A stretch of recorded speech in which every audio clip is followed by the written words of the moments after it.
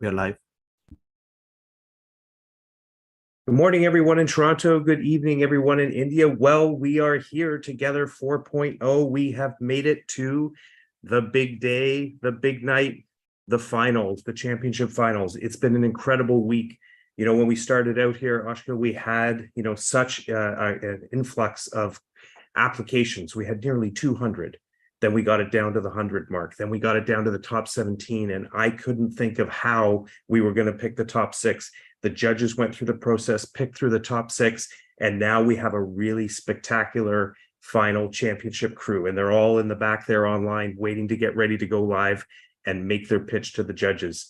You know, we are so happy to be at this stage in the week. I'm sure the students are relieved and ready to wrap this thing up. We've got some exciting people that'll be presenting with us today, some fantastic judges, and it's going to be a wonderful evening and wonderful morning. You know, with the Schulich School of Business, we're so proud to be working with Startup India, with Invest India, and all the support that we've received. Important government relationships as well too from both countries. You know, with the City of Toronto, with the Consulate General of India. We're going to be meeting later on today the High Commissioner of India to Canada, and it's been such a vibrant partnership over the last 3 years since we started this in the pandemic, and excited to see it continue to grow. You know, we couldn't do all this without the sponsors that we have that have gotten behind us, the key partners that have helped us with the prize money. We've also had sponsors and donors contributing right up to last night, people adding in, and the prize pool even grew a little bit since we last talked. So we'll have some exciting news about that later on in the presentation. Ashka, we also have so many amazing resource partners as well who have helped us out as well. So, sorry, let's just back up there. So many resource partners that have helped us out. Ashka, would you like to give a shout out to some of those? Sure, thank you, Chris. So yes, everybody, first of all, thank you so much for everybody for joining us all today in the finale and closing ceremony of Together 4.0. And as Chris rightly mentioned, it has been a long and eventful journey. A very quick shout out to Freshworks, AWS Startups, Tagby, and Zoho for Startups, who are our very trusted resource partners for the Together 2023 program. And they would be providing dedicated support to the winners who would be announced today. Thank you. That's awesome. Now, Shrey, let's just bump back to our slide with the two of us before we get to the dean, and let Ashka make a few other quick comments opening up before we come back to her for a deeper dive. Ashka, any other thoughts today about the opening of this key moment? So, Chris, I think the key thing that maybe all of us are feeling here is that this Together 2022 program has seen so many events in the process. You know, the various mentorship sessions that were conducted, the various venture bootcamp experiences that were so thoughtfully curated by your team to help all the students who've applied. All of that has come together to culminate into this wonderful session that we have planned today. And the kind of impact that, Together 4.0 has generated, rather, even all past editions of Together have generated with so many student entrepreneurs, 200 student entrepreneurs from this edition itself, being matched with more than 200 Canadian university students. So I think the kind of impact that the program has created, not just in terms of the very direct financial and non-financial impact, but also in terms of the collaborations that have been created through this program, is immense, and very excited for what's to come today. So yes, looking forward to it. Awesome. And we'll look forward to your formal remarks in just a few moments. But for now, we're going to introduce our first special guest, and that is Dean Detlev Zwick, the Dean of the Schulich School of Business. Detlev has been a tireless champion of this entire program from day one, when it was a sparkle in the eye of Startup India and the Schulich Startups team.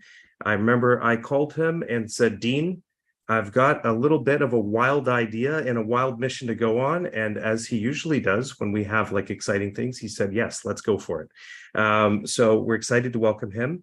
Detlev is the school's 8th dean in its 54-year history and has been a transformational force in terms of the digitization of the school and the introduction of the Tech MBA into Schulich. We'll talk about that again at different points throughout the event. And also has led us to a record number of donors providing scholarship and award and bursary support for our students, which has been an amazing transformational other part of his mandate. Detlev, welcome today, and we're excited to hear your words. Great. Thank you so much, Chris and Oshka. Can you hear me? Yep, we're good. Oh, good. Fantastic. I'm very impressed how fresh and sparkly both look after a week like this, and very good.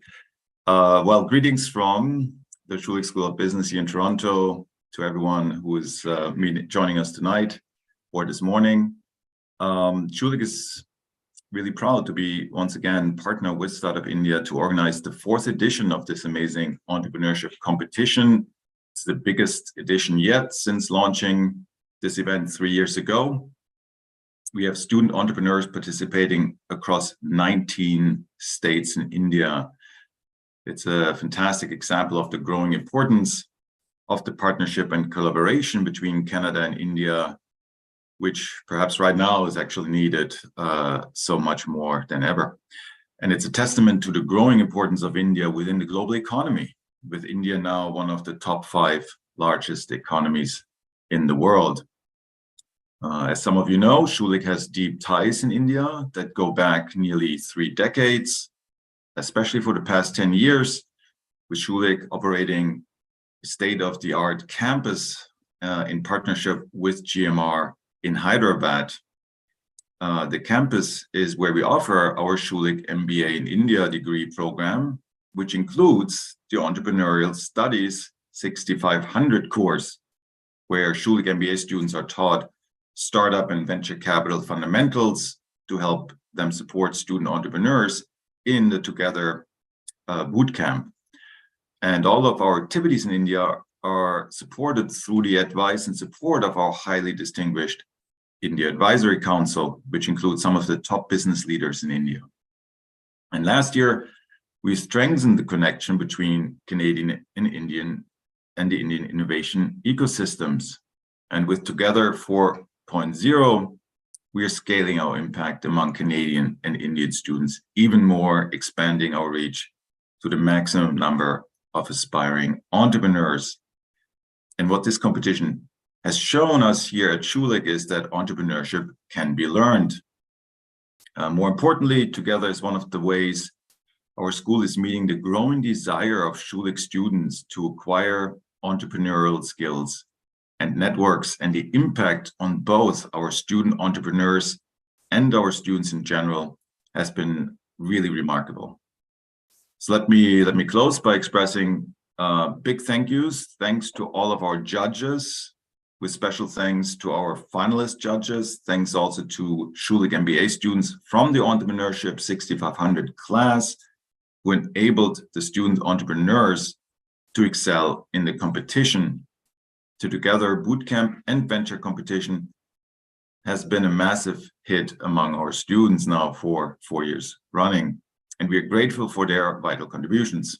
Of course, a big thanks to Startup India. We could not have done this without you, and to the governments of India and Canada. In particular, I also wish to thank today's closing ceremony speakers for sharing their guidance, including Mr. Sanjay Kumar Verma, the High Commissioner of India to Canada. And thanks as well to our guest speakers and senior dignitaries for their remarks and words of inspiration. Now, big kudos to the Office of Innovation Entrepreneurship here at Schulich, to Chris Carter, Executive Director of the office, for his leadership, passion, and drive. Chris and his team are so dedicated to nurturing entrepreneurial success and have once again done an incredible job working with multiple stakeholders to grow this competition and provide valuable real-world opportunities to budding entrepreneurs. And of course, the Together Entrepreneurship Bootcamp couldn't exist without the involvement of our Canadian and Indian mentors and the many trainers who dedicated their time to upskill both the entrepreneurs and the Schulich students taking part in this competition. So to all of you, a big, big thank you from all of us here at Schulich. Congratulations to everyone who was part of Together 2023. And finally, good luck and best wishes to all of the teams competing in this year's final. Thanks, and back to you, Chris, I think. Thanks, Thank you Dean. Thanks so for joining much. us today. And Ashka will share a few words. Yeah. Thanks, Chris. Thank you so much, Detlev. It is so wonderful to know how Schulich is going above and beyond to inculcate innovation and entrepreneurship within its students through different initiatives. And you're absolutely right when you said that entrepreneurship, in fact, can be learned. And the Together program is a testament to that. So thank you once again for your truly inspirational words. And without further ado, I would like to introduce our next speaker for today, Dr. Hemang Shah. Dr. Hemang Shah serves as the Director of Engineering at Qualcomm Technology Licensing, and he's also the lead of the Qualcomm Make in Africa initiative for startups. Dr. Hemang serves as a co-chairman at the National IPR team at ASSOCHAM, as well as the member of the National IPR Committee and Subcommittee on IP Commercialization. Previously, Dr. Hemang was the Vice President at Licensing Executive Society International, India. He has earned a PhD in Electrical, Electronics and Communication Engineering from Drexel and a Bachelor's in Electronics and Communication Engineering from the University of Mumbai.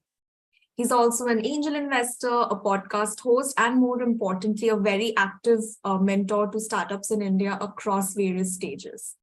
Thank you, Dr. Hemang. We welcome you. Thanks so much, Ashika, for that very kind introduction.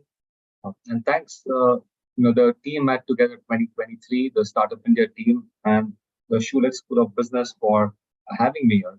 It's great to read about such an initiative, and particularly how you're inspiring student entrepreneurs. I could not agree more with Detlev when he said that entrepreneurship is a skill which can be learned. You'll hear in various statements, some of them offline, saying that entrepreneurship has to be blood. I don't know what that means, because every person who started a company really had problems. That problem was Sorry to jump in there, but we're having a little bit of trouble with your audio. So I wonder if you could make some adjustments there. I don't know.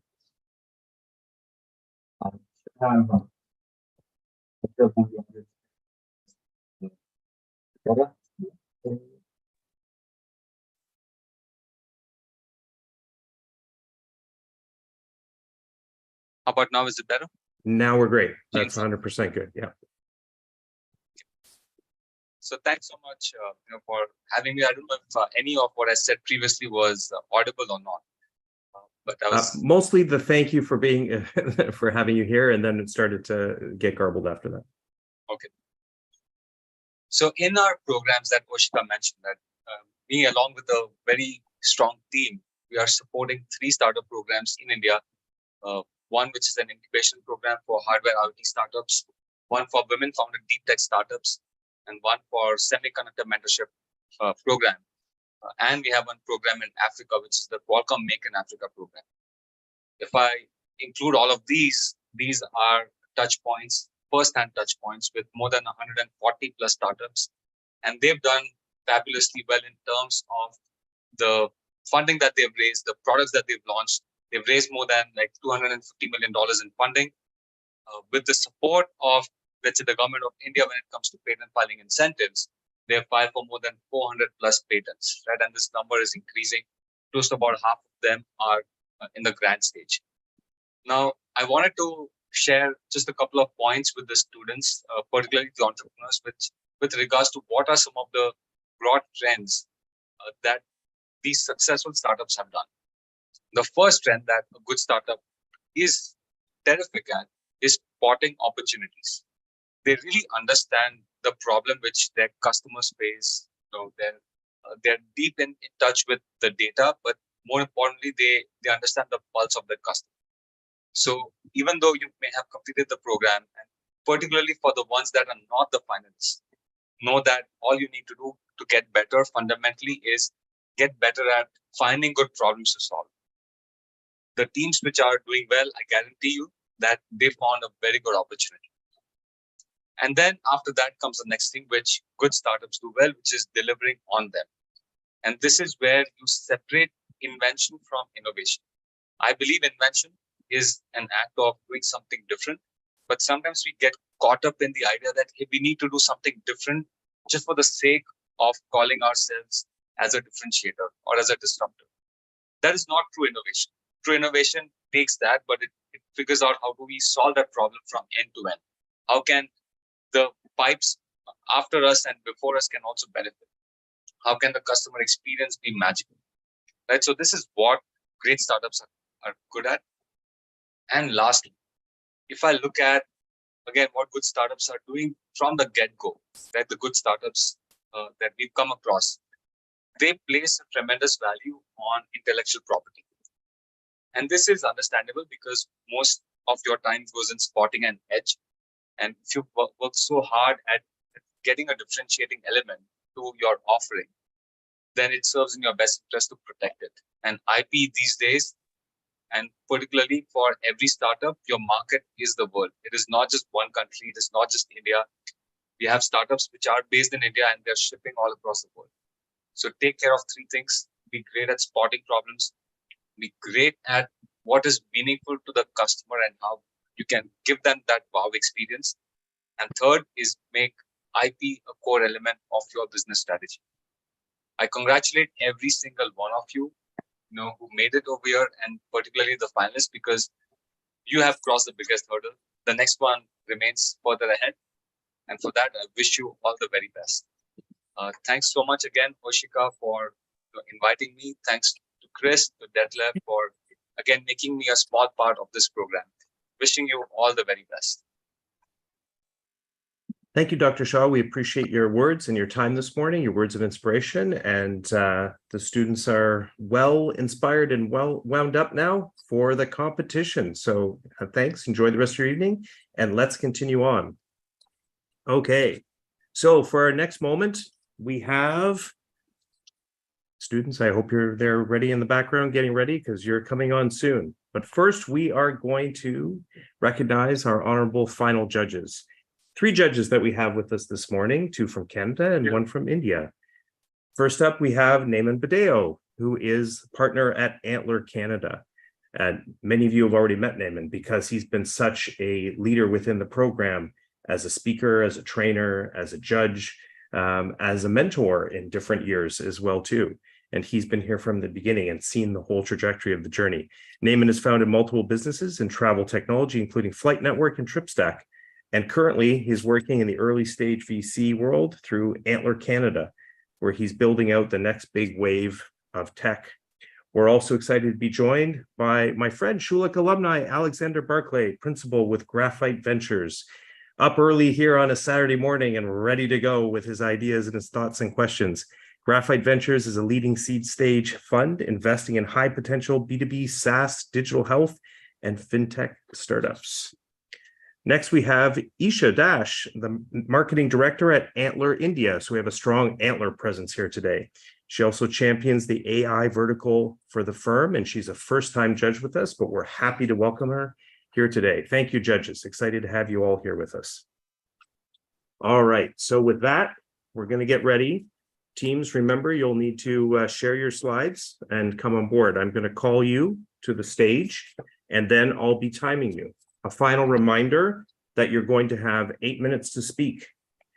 When we get to the 7-minute mark, I will do my best to put up my little digital hand, and that will be a signal to you visually that you're coming towards the end here.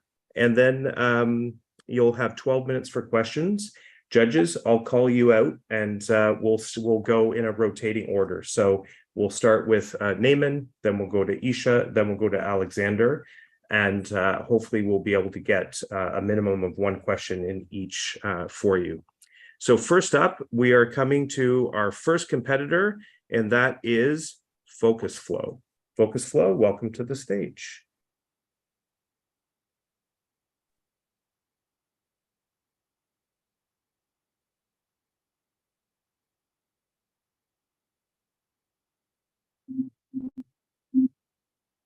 Once I see your slides in full presentation mode, I will give you a count in. I'll say 3, 2, 1, and then you will begin your pitch. Okay. Is it visible? We're good. We're good. And I'm going to count you in 3, 2, 1. Hey, hi everyone. Let's start. What are the most common hurdle we all face to achieve maximum productivity and happiness in our life? That is internal chaos and stress and anxiety. 1 out of 8 people struggle to find a way to cope up with their everyday stress and anxiety. According to World Health Organization, 301 million people face some sort of anxiety and related issues. Impact of ignorance of all these issues leads to several lifestyle issues like lack of sleep, substance abuse, no interest in physical activity, negative self-talk, excessive overthinking. Meditation provides a way to manage all these issues in a sustainable way. And there are hundreds of applications out there in digital mindfulness and mental wellness space. But at the fundamental level, all these platforms are lacking a very common thing. That first one is broken feedback loop. There's no way where I can tell all these applications what I'm going through in my life. And there's no way it is, all these platforms are very monotonous in their tone, pre-recorded content. There's no measurable parameter to visualize whether I'm progressing with my stress, anxiety over a period of time or not. And also there's no predictive and proactive care which can help me with a proper nudge at the right moment of need where exactly I need to find some relaxation. And especially to fight against my low willpower to use this kind of application. And this is a very fundamental motivation problem. And there's no globally scalable solution which can provide every human's unique psychological needs.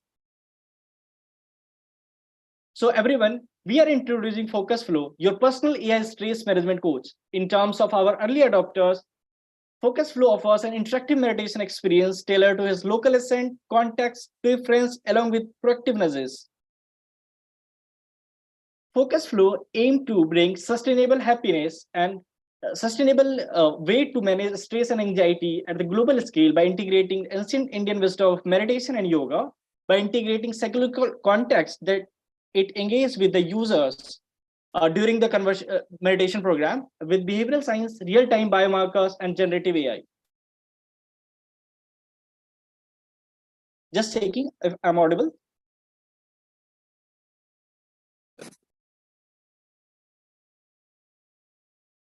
Hey, Krish, if I'm audible?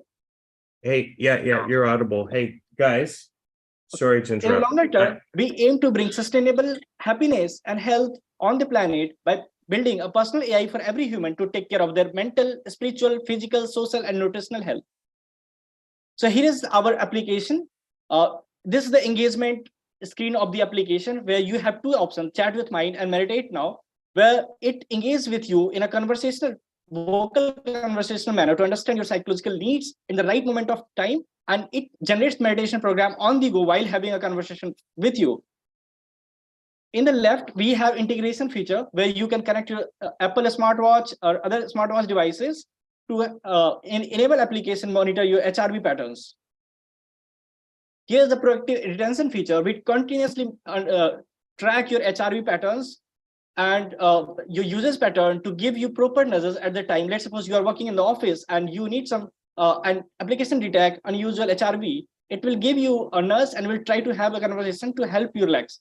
And it also helps you visualize over a period of time whether you are progressing with your stress and anxiety over a period of time or not. So how it works? So whenever you try to engage with the application, either via your willpower or via the nudges that application identifies, it sends your text and voice-based interaction to the AI model, which understand your psychological context on the go, and it generates 3 to 15 minute meditation program activity for you. And what it does is it reframes your negative subjective thoughts via meditation discourse and regulate your physiological imbalance via breath work and provides you with micro progress report in turning your brain into calm, clear, and productive state. Total market is $9.8 billion market, offline and online, and $4.6 billion is online meditation category. In India, we have 130 million as serviceable obtainable market. Let's talk about our competitor. We have Headspace, Calm and Insight Timer as our competitors. They have pre-recorded celebrity lead content, but they leave very fundamental thing like giving properness. Irrespective of these platforms, we have very predictive AI analytics based platform which identifies what is the exact moment that you need, where you need some moment of relaxation. It is very adaptive in nature based on your cultural background and with your local accent based on generative AI. It is vocal in nature, which continuously interact with you during the meditation and provide a very immersive experience during the session so that you get engaged with the session. As a GTM, we are very focused on our approach. Right now, we are focused on B2B to C approach, and we are focused for the 4 cities of India: Delhi, Gurgaon, Mumbai, Hyderabad, and Bangalore. And right now, we are targeting high stress levels industries like financial service corporates, Series A+ startup. And as our customer acquisition strategy, we are onboarding senior HR leadership coach as our advisor, who can help us go to this company. And also, we are trying to partner with Investors Network Accelerator, which can help us to get access of this company. Here is our revenue model. We aim to charge $3 per user per month for B2B customers. And eventually, after achieving PMF, we aim to go global with our B2C plan. Right now, we are at phase 1. We are distributing application at local level, and we are also trying to partner with wellness companies as a wellness partners. We have been supported by NASCOM Foundation, Cisco Incubator, and right now we are incubated at BITS Pilani. And recently in the World Yoga Day, we got shout out from Startup India. So here is our ask. We are looking for 200K USD to achieve PMF in next 12 months. And so far we have received 12.5K USD as equity fee grant from Adobe and NASCOM Foundation. Basically, we will be spending our money on the product hiring and marketing part. So here is what success metric will look like for us in next 12 months down the lane. We aim to gather 75K USD as our annual revenue, and we aim to onboard 50 B2B companies with average user size 100 users per company. So here is team. Myself, Vidya Bhushan, I lead product at Focus Flow. I am recent grad at IIT BHU, and I have been meditator since the COVID lockdown, and that's what was the foundational inspiration for me. And we have Ramansu, who leads the full stack technology at MBY. Focus Flow. Here is our Schulich team who helped us throughout the presentation. Thank you.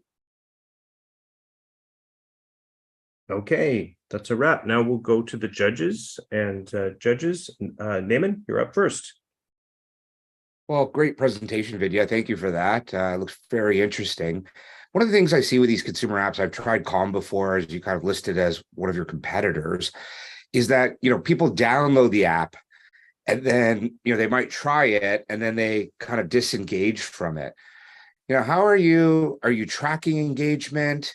I think that's one of the key things here, that people stay engaged with your technology. Are you tracking engagement? How are you keeping in contact with potential customers to have them keep using your app? Yes.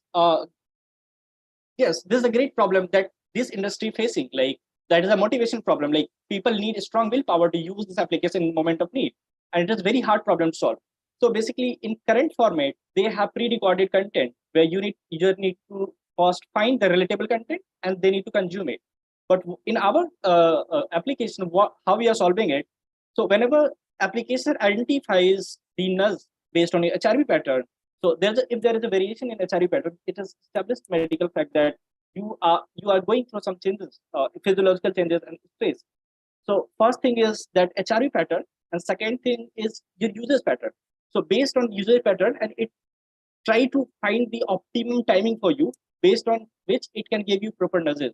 So first thing is identifying the nudges when you need to give it to user, and second part is when user click the application, so it will try to engage with the application in conversational tone rather than having a pre-recorded monotonous tone. So you don't need to identify the content or discover the content. You just need to talk with the application, and the application will generate the meditation program based on your psychological context, and it will set the environment on the go. Great, thank you. I'll pass it over. Thanks. Isha, you're up next. Thanks, Vidya, for the amazing presentation. So my question is really, this incumbent versus startups is a very interesting debate in generative AI, right? Because AI is fairly, in some ways, simple to integrate via APIs, which is why a lot of incumbents are integrating into their current products and sort of running with it. So would love to understand a little bit more about your tech stack and what is proprietary in it, and why would it be hard for a Calm or any other app to replicate this? Sure. So I would say right now we are partnering with few of the mentors who are expert in the meditation to make our own foundational database for the meditation program, on top of which we are building the technology. And this is the foundation of the application. And what we are doing is we are feeding back the interaction and the feedback from the users whenever they are trying to interact, and the like post meditation experience, what is their reaction, and how they are changing, like whether there is a change in their relaxation pattern or not. So we are feeding all this information to our AI model, so it continuously understands and improve over a period of time for every user. So I would say over a period of long time, the data and the improvement of the model will be our main core defensibility, and eventually the integration with other devices and the ecosystem around it will be our main defensible factor, on top of which we can build something much higher above it. Okay, thank you. So I have two related, one broader, one more specific question around your go-to-market. The specific one was, and I'm not sure if I caught, you mentioned B2B, but I wasn't clear if your focus was specifically on B2B versus immediately, or you're going directly to consumer. But overall, the broader question is, this is a space that's very crowded with a lot of big brands that have spent a lot of money on marketing, some of which are becoming verbs, and we all know that there's a lot of companies with the better product that failed because, someone else just figured out how to position themselves better in the market and sell in less good, objectively good product.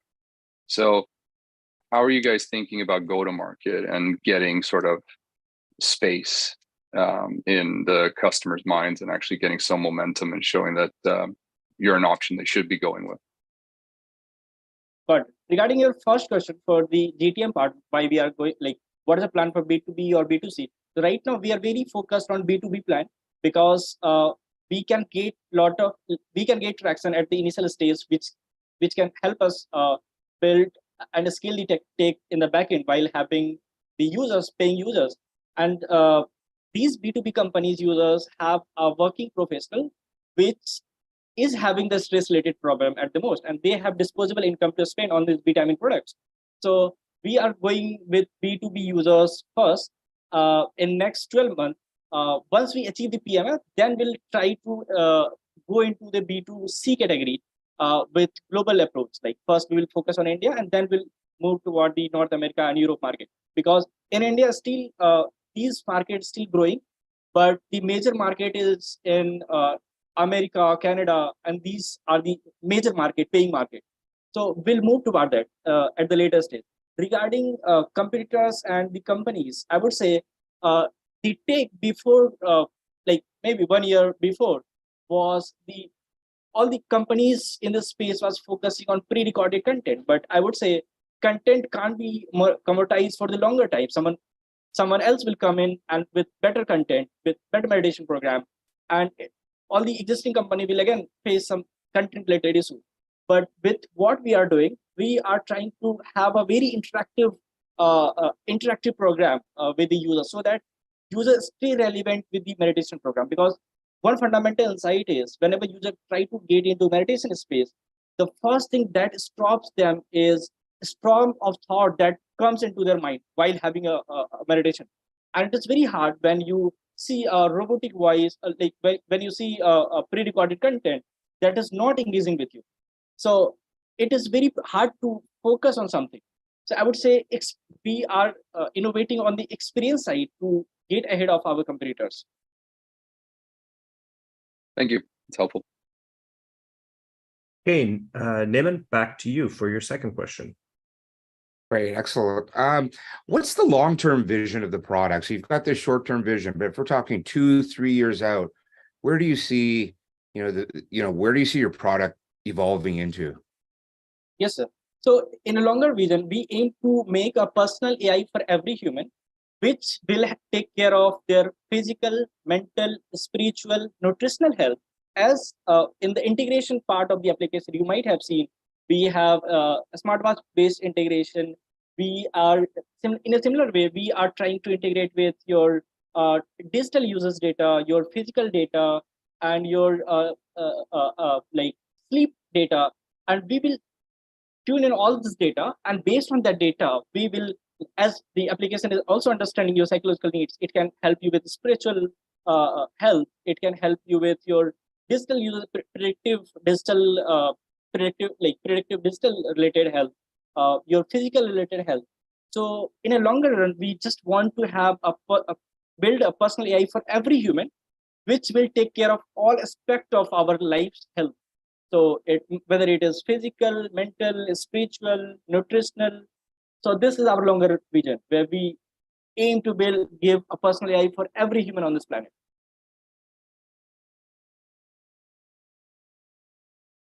Isha, second question for you. Vidya, would love to know, what do you think makes you and your team uniquely qualified to build something like this? As founders, what do you think is your biggest right to win in this market? So first thing is, I would say, a personal belief in myself.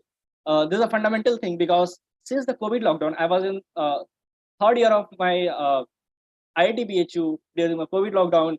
So this was like stress and related anxiety was the major thing I was facing. So this is how I got interested to yoga and meditation. I would say this has become part of me, and since last 2 years, I've been meditating, and I have seen a major transformation in myself. And that's the biggest thing that I have experienced personally, and I want the world to experience the same, the Indian wisdom of meditation and yoga, that we can help.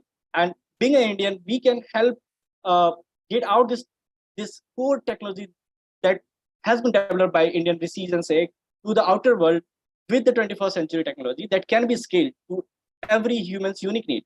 So I would say first thing that I understand is myself and my experience with the meditation thing. And second word I would say is our tech team. Like he's very expert and he has been working on the tech and very, very enthusiastic.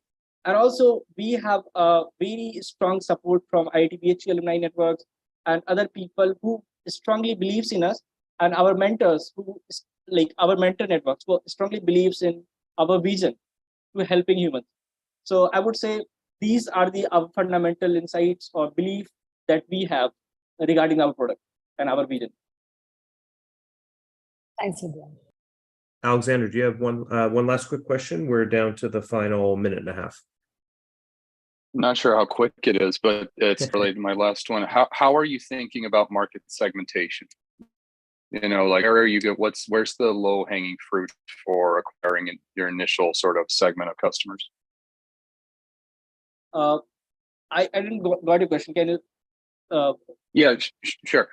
How are you thinking about segmenting your market? Like, where are you going to start looking for customers first, as opposed to the ones that you'll maybe target a little bit further down the road?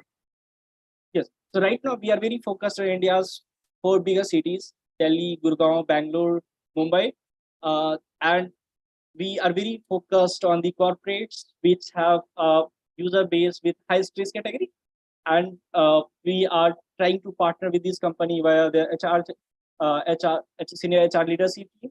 So this is how we are focused right now in India. And after 12 months down the road, we aim to first achieve PMF in Indian market with B2C, with some basic level, and then we aim to partner with few people on the North American region and Europe region, and definitely we need support there.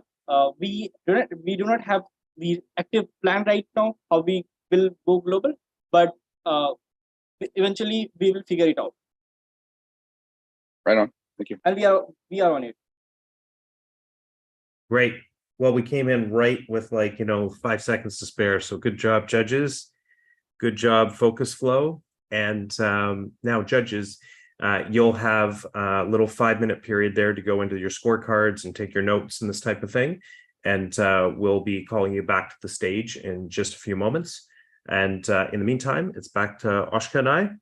Oshka, this is our chance where we get to hang out and share a few thoughts and ask each other a few questions.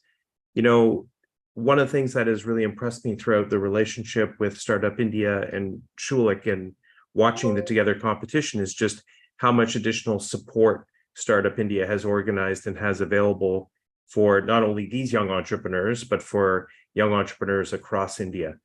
I'd love to hear you tell us a little bit more about some of those opportunities that are there and some of the things that these student entrepreneurs can look forward to. Sure. Thanks for the question, Chris. A young budding entrepreneur may need, in terms of support, their needs are a little different from, let's say, what more mature founders would need throughout their journey. So, in fact, at such a young age and at such an early stage, you would rather call them a young innovator, as they've not even become entrepreneurs by then. So let's take a look at it, step by step. I believe that the first step is for young innovators, students to explore ideas and brainstorm. I think that serves as the most important base. A lot of students you would see, they are curious, they have a great problem-solving attitude, they want to explore and innovate, but they are a little confused as to, what exactly should they brainstorm upon. So for that, there's a wonderfully curated idea bank on the Startup India website that students can explore, and not just Indian students, of course. I think that can be explored by anybody. It essentially contains various problem statements that let's say are affecting the country or even the world at large. So it sort of gives a great platform for students to think of ideas to solve for such problem statements. There's also a learning and development program on the Startup India website. It's called the Startup India Learning Program. And it essentially covers various stages of a startup, right from ideation to when you are building prototypes, doing market research, etc., to, what are the things that you need to take care of when your products, let's say if you want to launch them in the market. So the entire journey is showcased in that learning and development program, and you get to know about the things that you may not even have thought about earlier, and it helps you sort of foresee what all you can already align in terms of the requirements of the journey. In addition to this, Startup India also hosts an entire bank of courses that are not developed by Startup India, but they're developed by various industry experts and corporates and academic institutions. So it essentially provides a university-like platform for students where they can learn about entrepreneurship, which is our end goal. Then, of course, thanks to partners like you, we have been recently been able to launch programs and initiatives that are very much focused on promoting entrepreneurship among students. So, Together initiative has really helped us a lot there. And we also conduct national level hackathons with academic institutes. And for these hackathons, we invite applications from young founders across the country, similar to how we do for Together. And again, these problem statements are quite innovative and impactful. So it pushes students to explore different ideas to solve for these challenges. In addition to this, of course, we also rely heavily on ecosystem stakeholders to come together and support entrepreneurs, and in particular student entrepreneurs. So we have various incubators in each state and union territory in India. So we also see a lot of incubators springing out of higher educational institutes. Like a lot of colleges and universities now have their own incubators, and that provides a one-stop platform for students to go to at any point of time. And these incubators also conduct various boot camps and mentorship sessions at these institutes, and they make an active effort to take in ideas of these students and convert them into either minimum viable products or even better, to actual startups. We've seen a lot of those success stories as well. Apart from this, I think, as I was saying, there are more and more stakeholders within the entire industry and ecosystem who are developing programs and initiatives that cater to a larger audience. So very recently, we also concluded the Google Startup School 2023 program. And that again, it was a series of virtual mentorship sessions by industry experts. And it was open to not just registered startups, but also any budding and aspiring entrepreneur. So it provided them a good platform to learn as well. So yeah, I hope that answers the question. Awesome. Thanks for sharing all of that. There's a lot going on. It's exciting getting all your updates and hearing about everything that the team is doing. Okay, well, with that, we're going to welcome our judges back to the stage, and we'll also welcome our next team, Energize, which we'll be presenting. And we'll do the same thing. We'll get you set up for share screen. I'm going to ask for a quick confirmation in the chat that everybody can see the deck when it goes up. And then I will count you in. Reminder that you have the 8 minutes and then the 12 minutes for questions. And can I get a quick thumbs up or two in the chat from the students that we're good? Everybody can see. Judges, or a thumbs up? Yeah, judges, thumbs up, we can see. Great. Okay, so Energize, we are going to count you in 3, 2, 1. Pandemic has definitely helped us realize the importance of mental health. During 2020, both my grandparents were admitted in the same hospital for the COVID treatment. Unfortunately, my grandfather couldn't make it, and that incident put a very heavy toll upon us. To help ease out the stress and anxiety of my family members, they were given sleeping pills to help them fall asleep. But what I observed was that after a certain period of time, these pills, instead of helping you fall asleep, they actually disrupt your sleep cycle, further contributing to your anxiety. So that has got me wondering, what is that one solution that can help ease out your stress, but does not compromise your sleep quality? After months of research and validating the idea with experts, I have finally found the solution. Hello, everyone.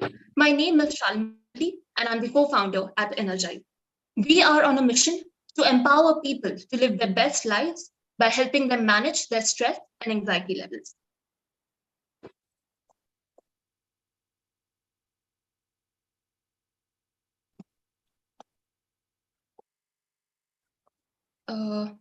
Just a second, there's a glitch here.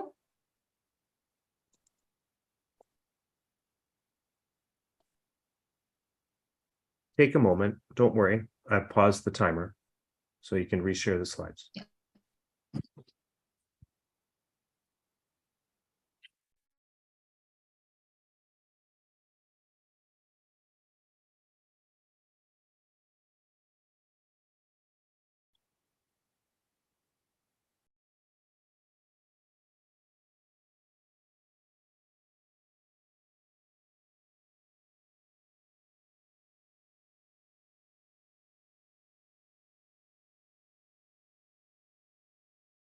Apologies for that. I'll just restart from where I left. So yes, at Energize, we are on a mission to empower people to live their best lives by helping them manage their stress and anxiety levels. Today, 80% of our workforce is stressed, and more than 60 million plus people in US and Canada are having trouble falling asleep. Globally, employers are incurring a loss of $400 billion annually due to decreased productivity because of these rising mental health issues. Now, this is just one part where stress is affecting our mental health, but it also affects our physical health on day-to-day basis. Lethargy, oversleeping, which leads to decreased productivity, mood swings and irregular periods amongst women. And not just that, it also aggravates to lifestyle diseases such as diabetes and hypertension. Unchecked symptoms and daily ignorance to stress levels can lead to worsening of our health. And to avoid that, we are building Energize. Energize is a safe and easy to use neurostimulation device that can help you ease out your stress, improve your sleep quality, all while being a non-invasive and safe to use solution. Now, our patent pending technology is NVNS, or non-invasive vagus nerve stimulation. Vagus nerve forms a part of your parasympathetic nervous system, which is responsible for the rest and recovery that your body needs. So when we are stimulating it via gentle electrical waveforms, we are activating the vagus nerve, which in turn gives you a profound feeling of calmness and relaxation. Now, our patch comes in the form of two components. One is an electrode patch and a detachable stimulation system. The way the user has to use this product is attach the patch to the main reader and apply it below its ear to take a stimulation of 5 minutes. We also provide an app which can be connected via Bluetooth to your main product. This will help you to track your stress levels and also see before and after results of your stimulation session. Now, we need a strong team of dedicated experts to lead this product. And this is the team that backs Energize. It is led by myself, handling the complete business development part. My co-founders, Dr. Siddharth Warrior and Mitanj Kurana, taking care of the complete clinical research and product development.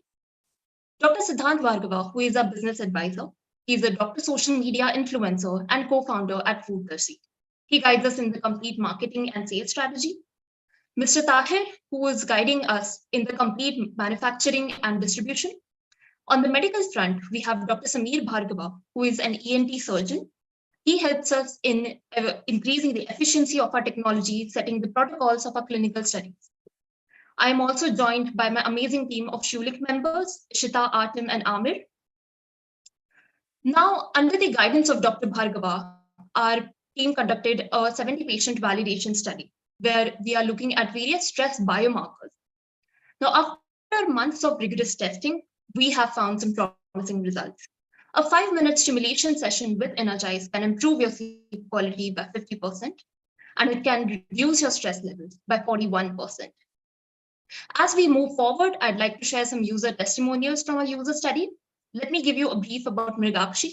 She's a software developer at Adobe and currently suffers from PCOD. So controlling her stress levels and having a proper sleep is very, very crucial for us. After using Energize for a month, she found out that it helped her relax her body, keeping her stress levels in control, and hence increase her focus in her work hours. Now let me come to the market opportunity. For this product, the global market opportunity is $95.6 billion, which is growing at a CAGR of 18.5%. India, which is our primary market, has a valuation of $4.3 billion. Now we are starting our beachhead market at Mumbai, and we are targeting young working professionals from the age 18 to 60 living in the metropolitan cities who are suffering from stress or anxiety disorder. Well, this is just a start. Going ahead, we will focus on other segments such as students, first care responders, early mothers suffering from postpartum depression, etc.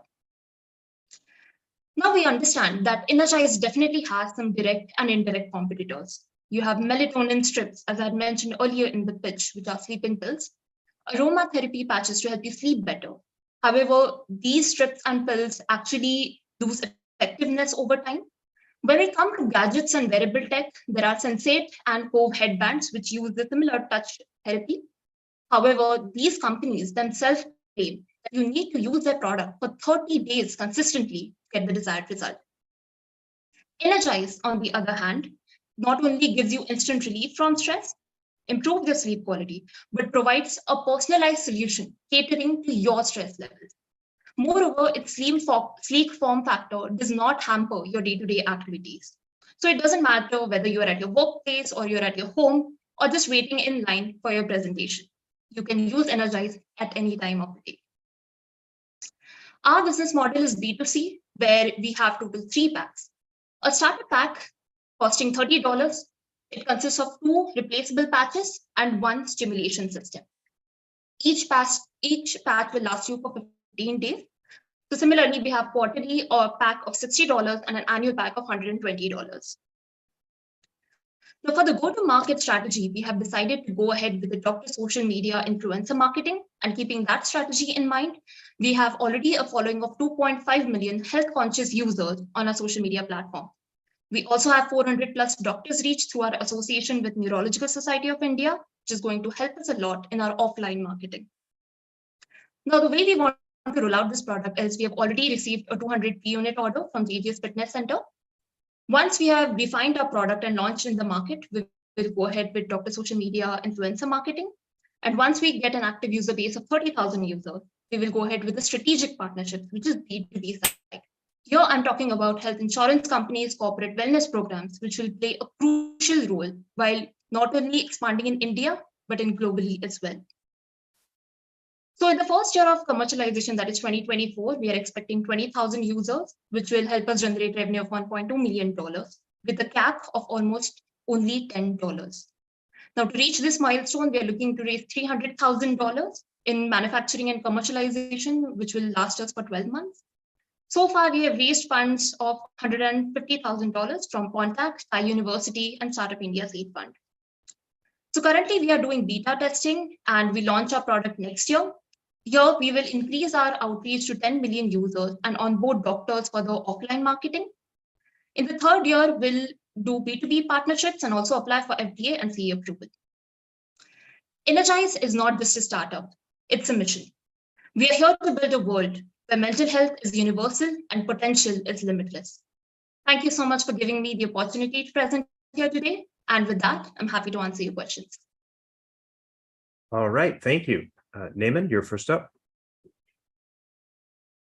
Great, Shamali, great presentation as well. You know, I'm a huge believer in sleep. I wear my Oura ring religiously, tracking my own sleep, and first thing I look at every morning.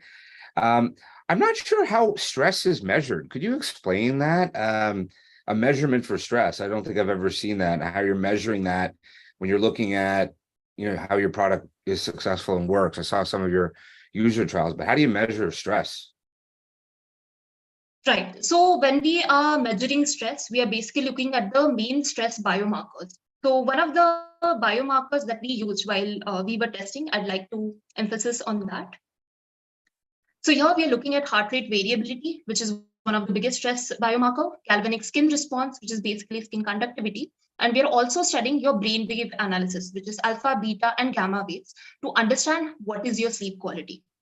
So we have this sensor technology, which works in the feedback loop system, because we understand that stress is a very relative thing. It is completely different for you, completely different for me. So we track these biomarkers and provide you stimulation based on your stress level. Great, thank you. Isha? Great presentation, Shamli, and a great problem statement to go after. I could definitely use some more sleep. So just a quick thing on how exactly are you doing your beta testing and what all is required to bring this to market? Right. So we are doing validation studies where we are doing it for 30 days. We are tracking these biomarkers by providing them a stress stimulant.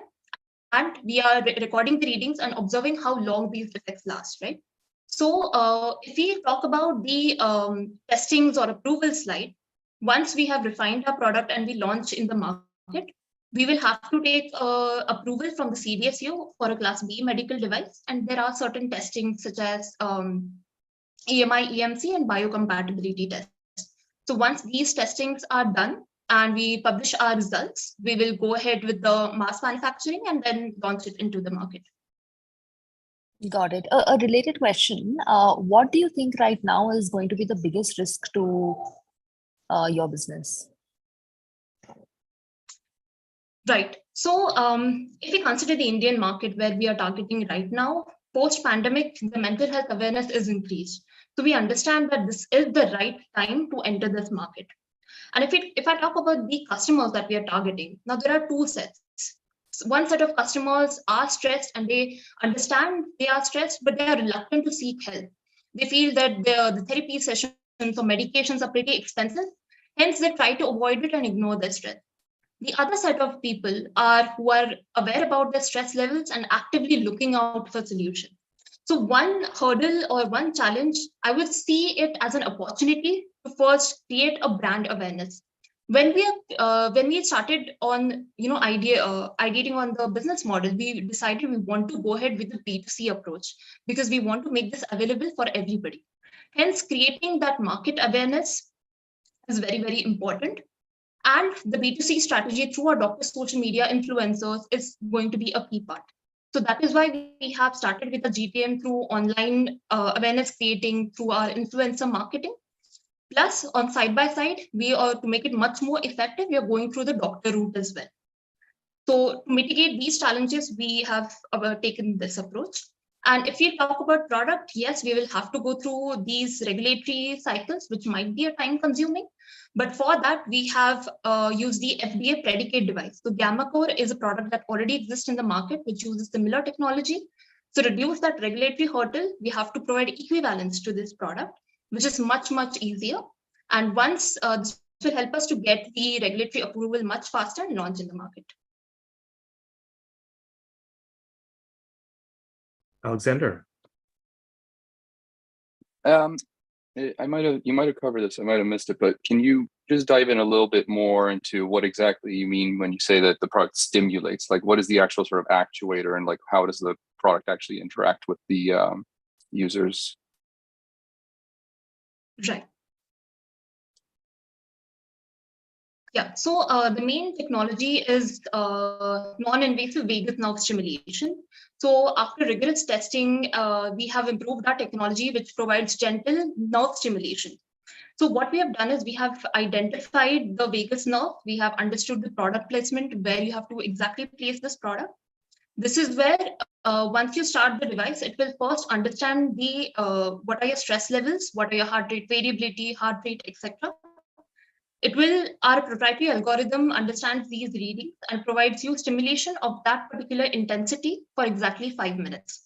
Once your stress levels subsides, like your heart rate variability increases and your heart rate comes to a normal level, the stimulation system stops automatically. After that, after the end of stimulation, the user just have to remove the patch and keep it aside. Well, are we talking about using like low levels of current? Like, what is the actual sort of actuator we're talking about? Okay. Thank you. So the actuator is, yeah, that was the thing I was a little bit unclear. Is this new technology based on existing science, or is it also like new science that you are actually developing as part of it? Right. So there are existing results on the vagus nerve stimulation, and we have researched a bit on the clinical trials and clinical studies as well. So as I mentioned, GammaCore is a product that exists in the US market, which is a handheld device. However, when we were doing market research, and specifically for a market like India, where mental health is still growing, we decided to first innovate on the form factor, which is very, very crucial. Now, some people might not be comfortable for using a handheld device if they don't know how it will work, or attaching something to their forehead. So we decided to innovate on the form factor. And the second part is the feedback loop system. So everybody has different stress levels. It will be changing constantly. So without relying on just human data, we decided to go through the scientific way, where we actually measure your biomarkers and then provide stimulation based on that. That's cool. Thank you. Naaman, your second question. Great. So B2C is always a challenging market, especially in this kind of tech environment from an investor standpoint. It was quite amazing to see, potential, cost a CAC of $10. Have you tested that out? I know you've got 2.5 million followers, you've got the doctor channels. But how confident have you actually gone out and spent money on marketing to validate that it is a $10 CAC? Right. So this is the expected CAC. And because we have doctors on our team, we currently have 20 doctors on board for the influencer marketing. So which is why the marketing expense initially is very, very low. So that is how we got the cost of customer acquisition. As I had mentioned in my rollout and implementation plan, that we have a 203 unit order from GGS Fitness Center, which is based out of Mumbai. So here we are going to do some rigorous testing. We are going to provide them 200 units and observe the results. So this pilot testing will be crucial in determining that. Great, thanks. Isha, your second question? Sure. Just a couple of quick questions. But before that, would love to get your Instagram handle. Very, very curious to see how you guys are doing the marketing to get 2 million plus. That's fantastic. So what's your Instagram handle? Whatever following or whatever connections we have, it's through our doctor social media influencer. So Dr. Siddhant Bhargava, Dr. Sid Warrior, Dr. Agni are some of the doctor networks that we have. So combined, we have a following of 2.5 million health conscious users. Got it. My second quick question. So just help me understand if I got this right. Your technology is the same as Gamma Core, but you're taking a patent on the form factor only. Is my understanding correct? No. So Gamma Core uses vagus nerve stimulation, but it is for a different problem statement. Like it does target stress, but it's more focused on headaches, migraines, pain relief, etc. However, we have also studied the results for stress and anxiety, and we are more focused on using such a form factor. And the main patent is on a feedback loop system, the GSR-based mechanism that I had mentioned earlier. Understood. Okay. Thank you. Great. And Alexander? At this sort of stage of the company, what are the things keeping you up at night? Like what are the biggest risks to sort of this phase of the company's development? Right. So we are still, while our MVP is ready, we are geared up for the pre-order units at the GGS Fitness Center. So here we are working with AMTZ, our manufacturing partner, to get these units manufactured, then testing them. And one thing also we are very mindful about, that we are providing stimulation to your body, right? So the kind of materials we use, the stimulation intensity we provide. So all of these things are being tested, and we are improving on that. So we have taken care that the materials that we use do not lead to any skin allergies or skin irritation. These are biodegradable materials. How will be the packaging, etc. So we are like geared up to we are at the last step of just redefining and making some tweaks in our product. And obviously on the business side, I am continuously talking to customers, talking with B2B companies, understanding how the business model works, etc. So it's working parallel on both ways. For sure. That's great. Okay, awesome. Thank you, judges. Thanks for the great questions, and thank you to Energize. Hey, teams, one thing that I'd like to suggest is make sure that after you do your presentation, and we'll say this to Focus Flow as well too, definitely drop your contact information into the chat there. There's additional people, mentors, investors joining today. So make sure that information is there for everybody to connect to. And thanks to everyone who's been bringing the energy into the chat and encouraging. It's great to see everyone supporting each other and cheering each other on from the different teams and from the wider group of students as well too. All right, so judges, off you go, get scoring, and Ashka and I are back for our next bit. Right. Chris, actually, I would like to take this opportunity to ask you about something that I was particularly curious about. So during our opening ceremony session on 23rd, we heard the York president, Rhonda Lenton, talk about a study program that York and Schulich are working on, where students will come to visit India. So that sounds very exciting, and I was wondering if you could tell us more about that. Yeah, thanks for asking about that. It's really interesting is that the Together mission has been growing as a brand, growing as an idea, as a concept, as energy that's out in the world.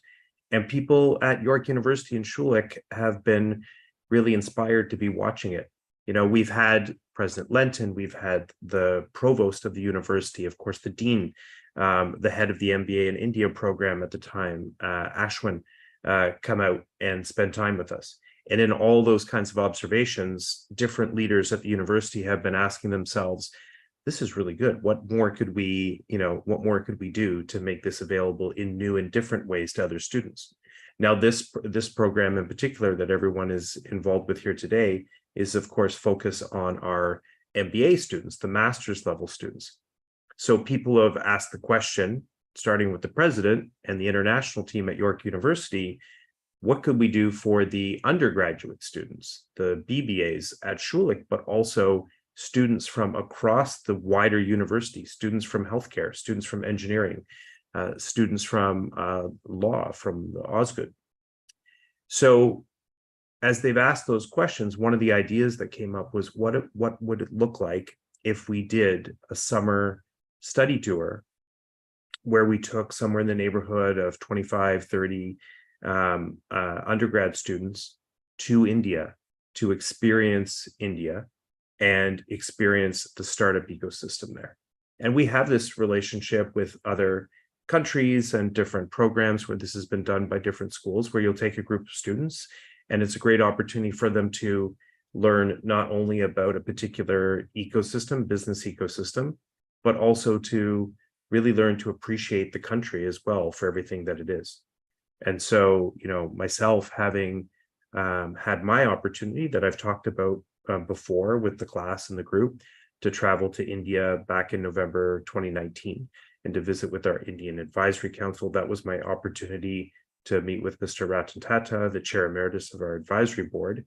And it was a real eye-opener to me of the, as I've described it in the past, the incredible masterpiece painting that India is, and it's being painted right before our eyes.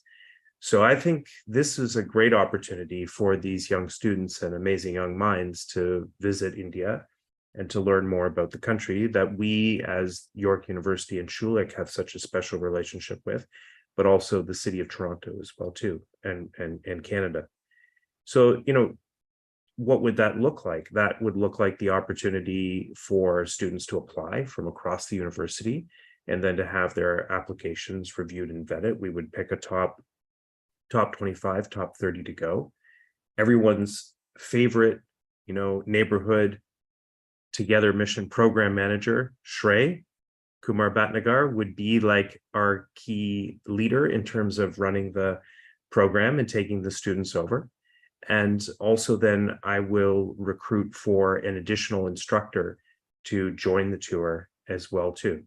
And I'll be looking for a female instructor to join Shrey, so that we have gender balance in terms of taking care of students' needs while they're traveling. So that's a process that we'll be working on. We'll be coming over on a mission to India beforehand to meet with different partners and plan this out. And for sure, we'll be looking forward to the opportunity to meet with you in person, Ashka, and the rest of the team and talk about this. We see Startup India as being a big partner in the program. Also organizations like T-Hub. There'd be a 3-city tour that would be happening. Of course, we're going to Hyderabad because our campus for the Schulich School of Business is there, and that's such an emerging tech sector for the country, but also Bangalore and Mumbai as well too, where we'd be visiting with local venture capital leaders, startup accelerators, and hopefully students from India, student founders, maybe getting together an opportunity where we bring a group of the past winners and champions from the Together mission to meet with and spend time with the students that we're bringing from Canada. Yeah, so that's what that's all about. It's going to be fun, and we'll have more updates and news on that in the year ahead. So thanks for asking that question. Hey, we'll bring the judges back to the stage now with that and get ready for our next pitch. And I'm going to call on Team Climac to come forward to the stage. I'll get my timer ready. Everyone's doing a good job. We're right on time today. And when you share your screen, we'll just get a quick.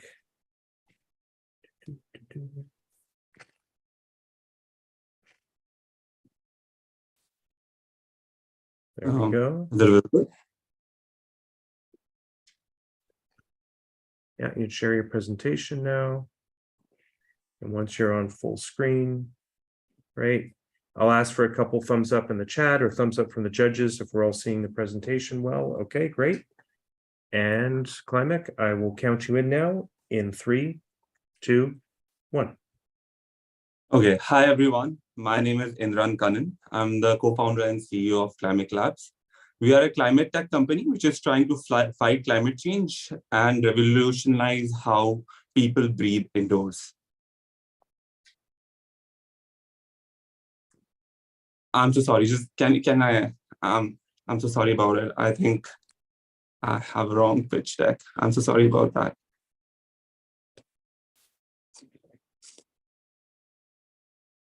I mean, it just happens at times. But yeah. No problem. I gave you, everyone gets a quick moment of pause, 10 seconds. There's a little leeway. You ready to go again? Thank you so much. Yeah. So okay. Hi once again. Climate Labs, as I said, we are trying to revolutionize how people breathe indoors. Coming to the problem statement, we are trying to solve air pollution. In India itself, 96% of Indians breathe hazardous air, which reduces 7 to 14 years of their life, expected lifetime. And annually, 7 million lives are lost just due to air pollution, according to WHO. To put it in perspective, 6.7 million lives were lost due to COVID over a time span of 4 years. And we have a personal vendetta against it. One of those 7 million lives lost was one of our friends. When we were working on multi-robot system back in our second year, me and my co-founder, we lost one of our dear friends to air pollution.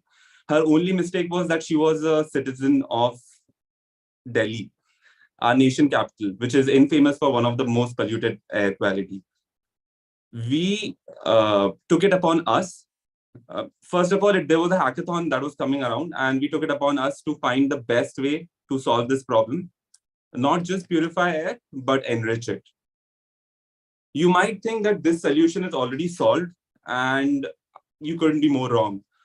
There are a lot of air purifiers in the market. As we researched about it, we found out that all of them use a single layer-based filtration technology, maybe multiple layers in some cases, where they are basically using HEPA filters in combination with other layer-based filters.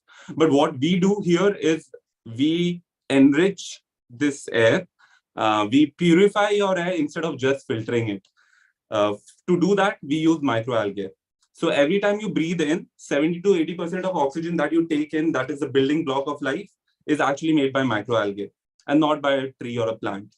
So we employ this microalgae to purify air for you inside your air purifier. In combination with this, we use a nanotech filter, which is completely biodegradable and is a direct replacement of HEPA filter. With our patent pending tech, we have been able to sustain this biotech filter, this is our USP, from 21 days to 4 to 6 months, depending on the place that you stay. So using our air purifier, it provides you with clean air. Further, it generates 22 trees worth of oxygen and removes 6 trees worth of carbon dioxide on a day-to-day basis for you. Coming to the team, which is building it, me and Atul have tried our best to bring the best team to build this product because we were really passionate about finding a solution. We are currently incubated at IIT Kanpur, SRM and AIC race. We both are really good robotics engineers, so we know our tech. We have been working with drone technology and multi-robot systems. Further, Atul has experience in bioprosthetics. We have an army of mentors who have been helping us build this. The cumulative experience of this mentors, our entire mentor panel comes to around 150 years, where they have completely spent their time on building the biotech component of it. Dr. Ambika HD, who is one of our famous mentors, and she runs her own algae consultant company in Brussels, Germany. Coming to the product, we have Aram Model T, Aram Model A, and Aram Go. These are the three products that we currently have. And Aram Model T is for large, bigger spaces. Aram Model A is for indoor office-like spaces, your cabins, where most of your employees are present. Then Aram Go, which is not only an aesthetic product, but also goes well in your car and in your cabins. Right now, we are trying to focus on Aram Model A and Aram Go. Coming to the achievements that we have, few achievements that we have, NASSCOM Spotlight Award and the Best Youth-led Changemaker Award from Josh Talk are the two awards that we have won right now. We have won multiple famous hackathons like Harvard University Best Sustainability Hack Award. Further, we are supported by Government of India through Newgen IDC funding, and we were also winners of National Innovation Contest. Through that, we got support from AICTE and Ministry of Education Innovation Cell. These are few of our happy and recurring customers.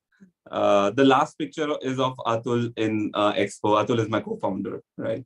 So coming to the traction, Model T, we have one order which is pending right now. We are in the process of building it. Model A and Aram Go, they both, we have run 2 paid prototypes of Model A and 30 paid prototypes of Aram Go.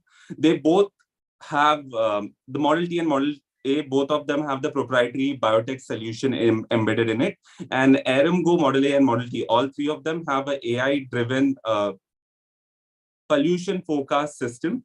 Basically on the basis of place where you keep this product, we are able to forecast when is the right time for you to change the filter, depending on the data that we achieve, we get from your surrounding. Coming to the revenue model, we have an upfront cost of $30 for Aram Go, $300 for Model A, and $2,000 for Model T. And you can see the margins that are there. We have 2 different revenue models that we serve with. One is the one which you see on the screen, that is upfront cost and the subscription cost. Subscription cost covers installation and maintenance, plus annual replacement of organic and HEPA filter. The other one that another revenue model that we serve is basically clean air as a service, in which we rent out our product that is applicable for Model A and Model T, rent it out to different businesses for specific months of the year where they really require these air purifiers. They use it and then they give it back to us. Coming to our target market, we would be taking our mission first to co-working spaces and IT offices, specifically to these places because they understand the need of clean air and they understand how productivity gets affected by clean air. Also, we have a lot of research-backed data which shows that in presence of polluted air or in presence of high amount of carbon dioxide, the people working in those places, their cognitive and creative ability takes a hit by 30%, and their overall decision-making ability takes a dip as well. That's why we have a clear need in co-working spaces and IT offices. After these 2 avenues, we would like to go next to where our children spend the most amount of time, that is the educational institutes. Then coming to the competitive advantage, I think I have very well covered that how we are different out there. But still, we are the only air purifier out there with the carbon capturing technology, which is able to generate oxygen at the same time. We have a biodegradable nano filter, which is again patented and is a direct replacement of HEPA filter, which is the industry standard right now. And over a runtime of 10 years, we are the most economical product in the market. Further, we already have 2 design patents that are granted, 1 utility patent that is filed. All these patents are going to help us thrive our business in the near future as well. Coming to the market size, even though we are a mission-driven company, we do understand that there's a big market present here. There's a $24 billion global air purifier and carbon capture market. Global air purifier market value at $15 billion alone. And this is growing at 34.6% CAGR because the pollution in our global metro cities are not coming down. Current Indian market of air purifiers stands at $150 million. And this constitutes of just the metro cities. We are not counting the tier 1 and tier 2 cities here. And so, with that, we're at time, and I gave you a little extra leeway. One of the things that, of course, you can always do is you can pull up slides when you're giving answers and try and weave them into the judges' questions, but I have to bring you to an end at that point in time. Naaman, first question to you. Yeah, great presentation. You had me, I was very intrigued right off the bat with, improve your breathing indoors, and a little educational for me on the microalgae and the amount of oxygen it produces. Just proving the science and how it works. I don't really see that in slides. Like, what does it improve in the air that improves the air quality? And there are scientific studies that if you improve the air quality by whatever, reducing what's in there or improving the oxygen in there, that it results in longer life or better health. I didn't see any data on exactly what the filter does and then how that correlates to science for long-term health. Right. So basically, right now, when we speak about carbon dioxide rich environment, we are trying to target the productivity perspective of it. We have a lot of research back data which says that clean air extends lifetime. And we have a lot of research which says that employees working in carbon dioxide rich environment show a dip in their productivity, which can go up to 31%. So our product specifically is trying to sell productivity plus extended lifetime. So that is the uniqueness of these air purifiers compared to other, apart from the fact that this is a direct air carbon capture tech and people are taking a step in the right direction, fighting against climate change. That is a different, separate thing altogether. Great, thank you. Isha, first question for you. Sure, I had actually a related question. Great presentation, by the way. So, well, I understand that you're building this proprietary biotech solution. It has carbon dioxide capturing, it generates oxygen at the same time. But what is the so what for the end user, right? Like, why use Climate Labs purifier versus, let's say, anything available in the market? How are you translating that very crisply in one sentence to your buyers? Right. So when it comes to the sales pitch, the so what is basically productivity for us, because that's why our low-hanging fruits are people who care about productivity from their employees. But how do you sort of like quantify that, and why? Like, what I want to understand is, let's say, versus using any other air purifiers that are available in the market, they could also make the claim of better air leads to better productivity, right? Since you have developed this clearly superior, seemingly superior solution, what is the exact specific benefit which would be sort of like a powerful way of landing the point? That would be carbon capture. I mean, there is no other air purifier right now in the market which can do carbon capture and remove all these harmful gases from the environment. When we speak about air purifying air, clean air does not always lead to better productivity. Clean air leads to longer lifetime, but like excess amount of carbon dioxide in clean air can still lead to a lower productivity. So when we are pitching to our customers, our sales pitch definitely entails more about productivity, because that's what makes us unique and stand out compared to other air purifiers out there.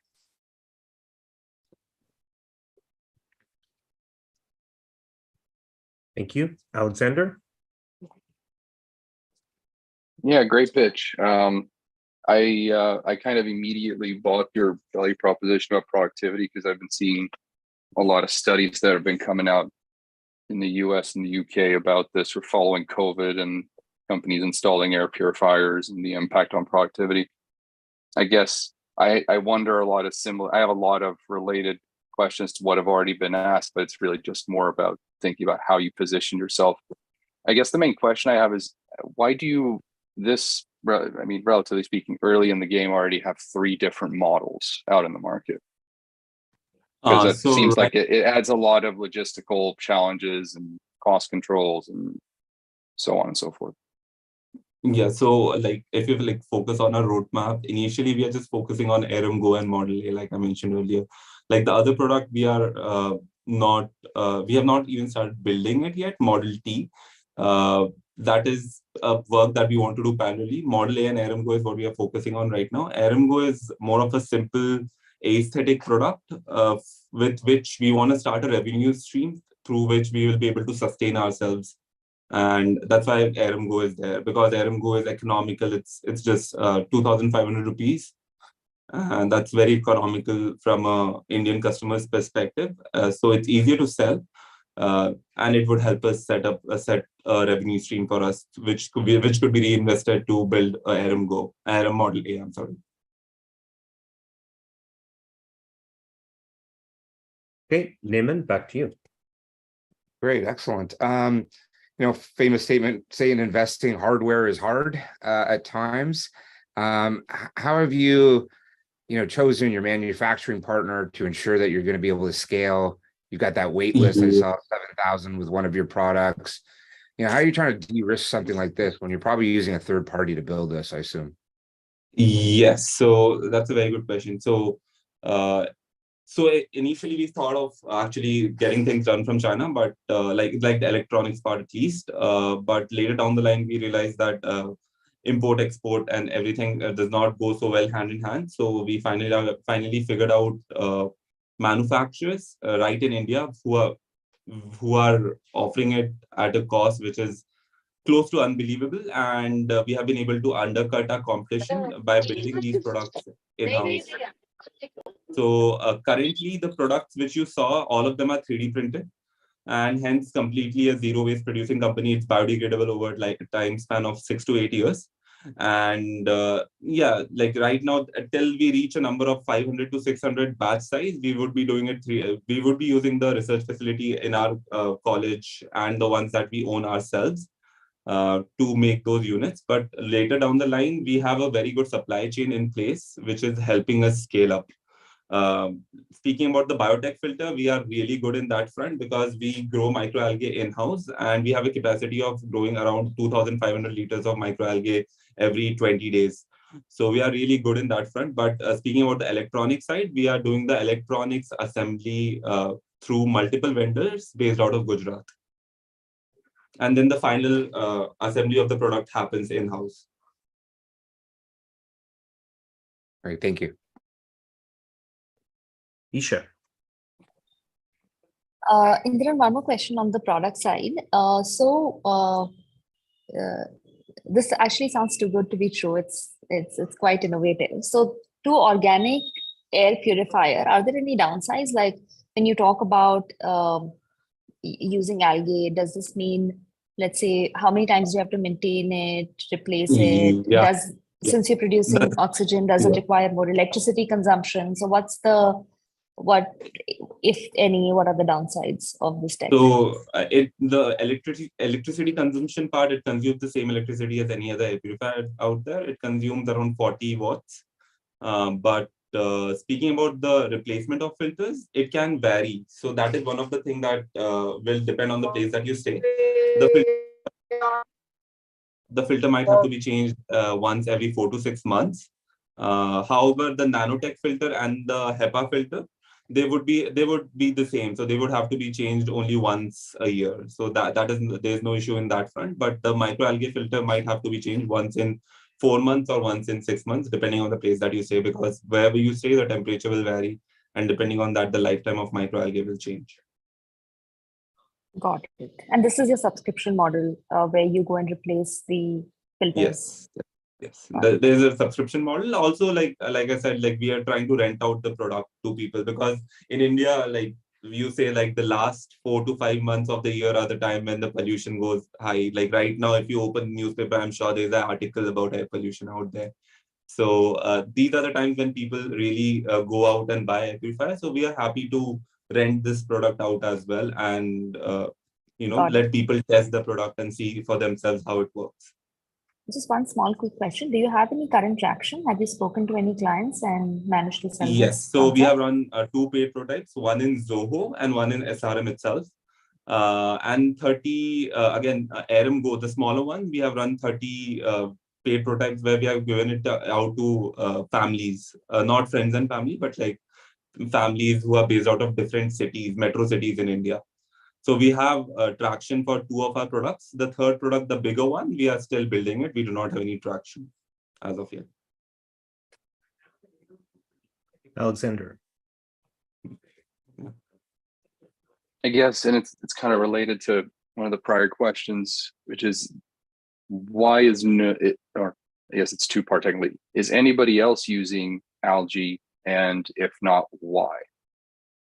So a lot of people are there out purifying air with microalgae, capturing carbon dioxide with microalgae, but nobody who is using the combination of two different filters and trying to filter air and give a more superior kind of air quality. Nobody's trying to do it indoors. People are trying to do it more in a larger scale and outdoors. There are companies who are trying to decarbonize steel plants, steel manufacturing using microalgae. So the possibility of decarbonizing using microalgae is huge. We are trying to do it at a much smaller scale and trying to implement it indoor and focusing on the benefits that people would get while using such a product.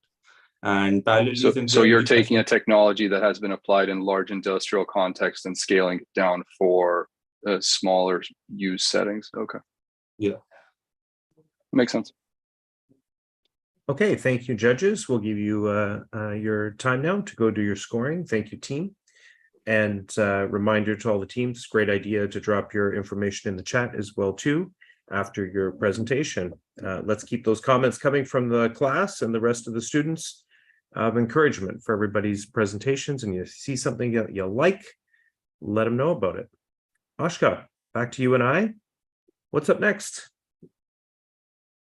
So, I was actually just thinking about the larger impact of the program of Together mission. And, because after hearing these pitches, you sort of really have to reflect on the potential impact that the program may be creating. And when I'm trying to look back at it, it has been immense in so many ways. And the fact that it has been happening for 4 editions now is a huge thing in itself, right? And it has established itself as one of these key initiators for student entrepreneurs, and it gives something to the students to look forward to and aspire for. And even if you take a look at these different speakers and judges and mentors who have been a part of the program till now, essentially what the program is doing is it's bringing in all these amazing, talented people together and getting them all to become a part of the Together mission, even in the long run. And more importantly, it's something that we've seen on ground, is that even the students feel really inspired when they see this, and they are motivated to apply for Together program and other such programs where they can leverage the expertise of such people. So that is extremely inspiring. And I was also thinking about some of the maybe those outcomes that may be a little indirect, something that we cannot probably capture in very quantified terms right away. But that is also something to be looked at. It's basically the path to which the Together mission is pushing the students to innovate in. So even when we look at Together 4.0, the theme is sustainability, self-reliability, and social purpose. So I guess that kind of says it all, right? We're trying to get students to innovate for social purpose.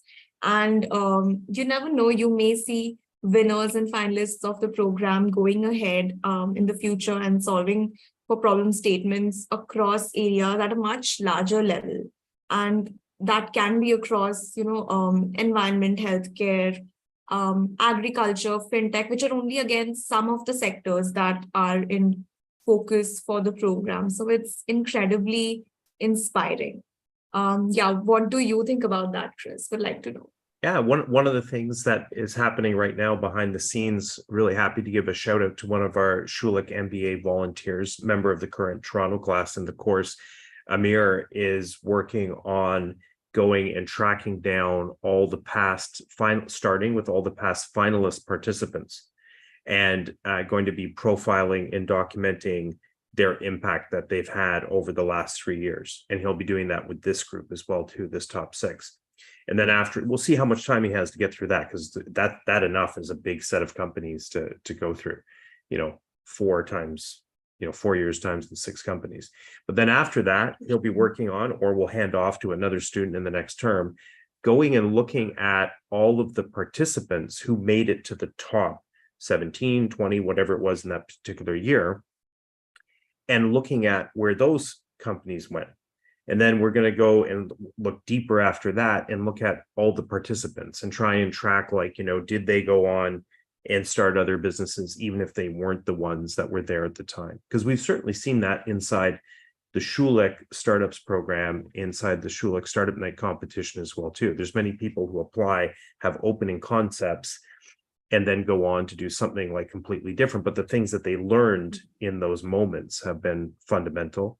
I'm also really hoping, as the India and Toronto classes know, because they've heard me talk about this, I'm really hoping, and I believe in my heart, that there are a couple really amazing entrepreneurs in those groups within the Schulich cohort that have also been learning and experiencing this and being part of these teams over the last week. And I think we're going to see a number of them go out either within their graduating year or soon enough within their professional career, making impactful businesses as well too. So all of those are really exciting outcomes to me, for sure. Yeah, well, that was fun. Thanks for checking in on that, and we'll keep building. I'm curious as we go along, where together point what we'll be at some point. When we started the Schulich Startup Night, we thought, well, this is fun. We'll do something cool, and we're about to have next spring Schulich Startup Night 19. Soon we'll be at 20, right? So who knows? Maybe we'll be at Together Mission 20.0 one day down the line, and Absolutely. hopefully you and I will still be like part of it and doing cool Hopefully. things. That's my plan. Okay, let's bring the judges back to stage now, and we'll get ready for our 4th presentation. We'll welcome Dream Aerospace to the stage.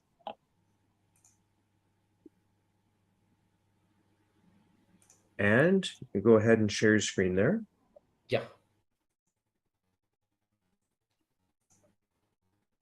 So there you hope go. my screen is visible, Yeah. right? Yeah, give me a couple thumbs up there, or judges, you can give me like, there we go. And organizing team, we need to bring Naaman back to the stage. We need to bring Alexander back to the stage as well too. And if I can get a thumbs up from judges that we're good with seeing. Okay, I'm going to count you in, Dream Aerospace, in 3, 2, 1. Hi everyone, Namaste. I am Hari Krishnan, co-founder and CEO of Dream Aerospace.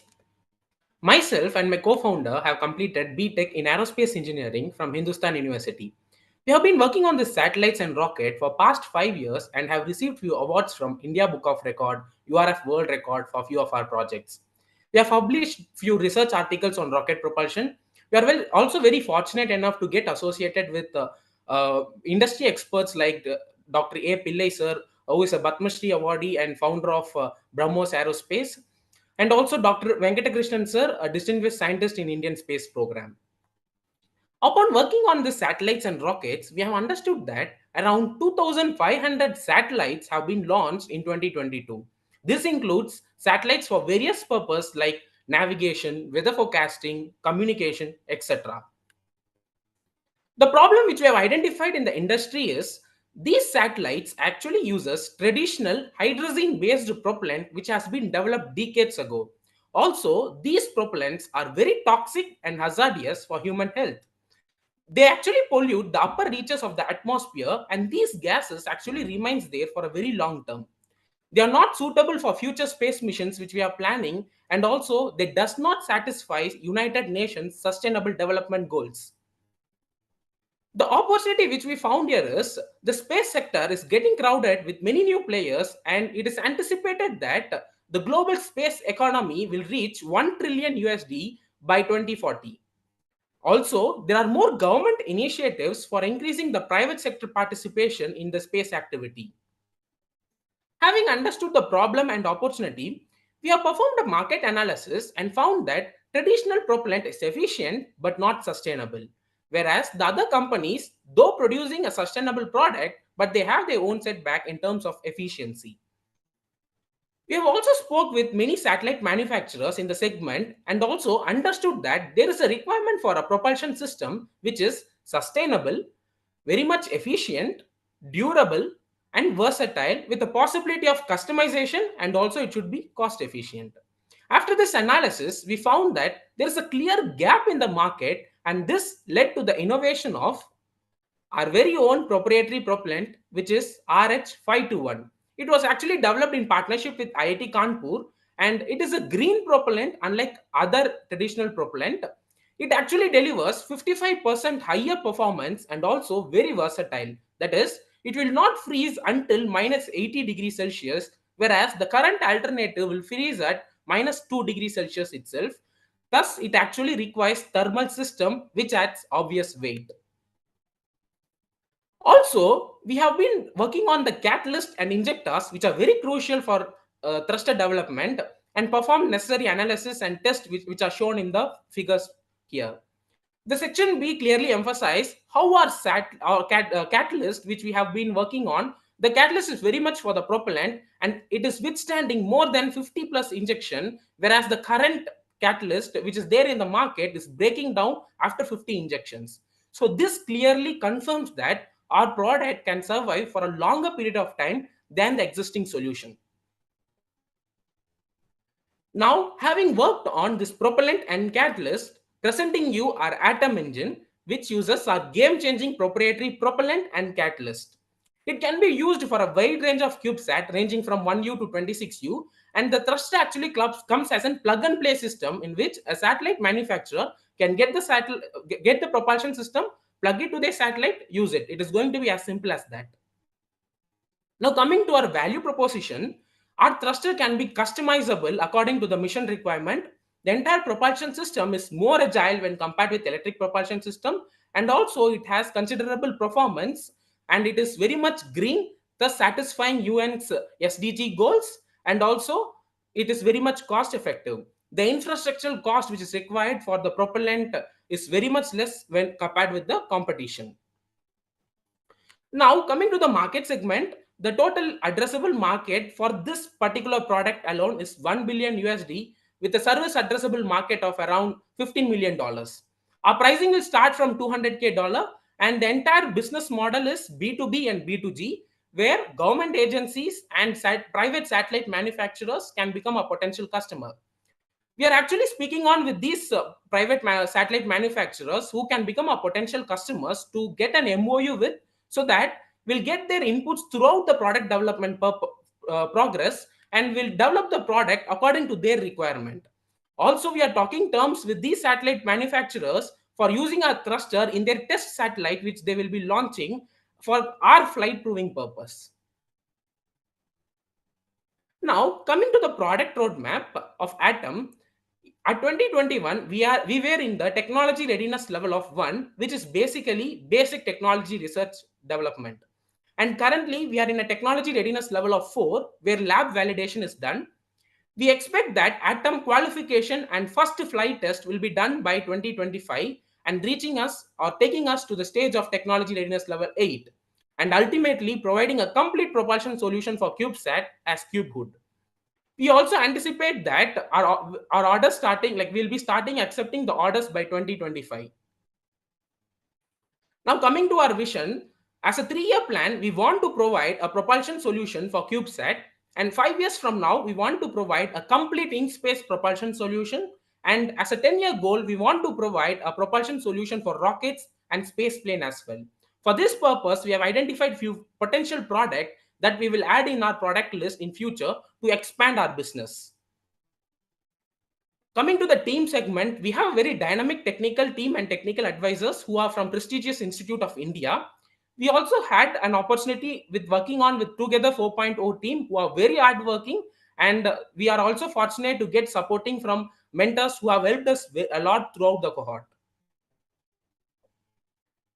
We are incubated at SIIC, IIT Kanpur, and iHub Gujarat. We were one of the top 7 finalists from the pool of 1,500 startups worldwide, and represented India for Saja's Advanced Industry Accelerator program.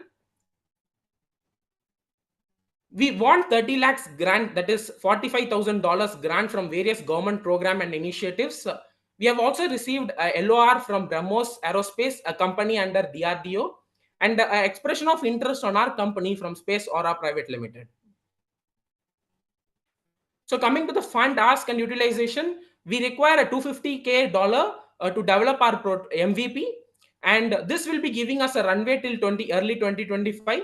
If we win this competition, the grant money will be utilized for our test purpose, which is our second full-scale prototype test. And as last, I wanted to conclude that many fishermen, farmers, common people are getting benefited from this satellite, and we are here to make the satellite reach next level innovation at very affordable cost. Thank you so much, and open for the question. Okay, thank you. Right on time. And Naaman, you're up first. Great, thanks, Hari Krishnan. I always find space tech really interesting. Seems like you've got great founder market fit with your co-founder, been in aerospace.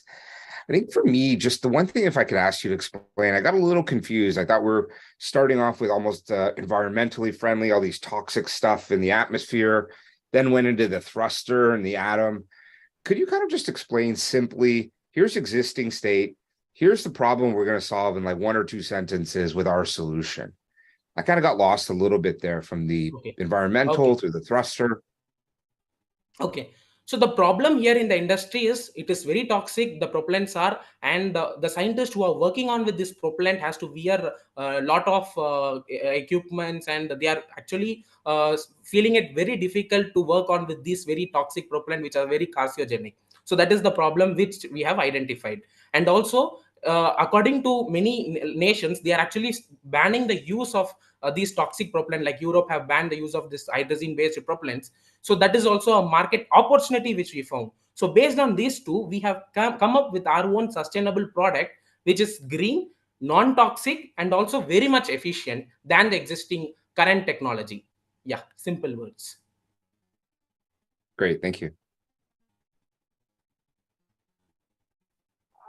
This is very fascinating, Hari, and very good job with the pitch. I had a slightly overlapping question with Naman as well.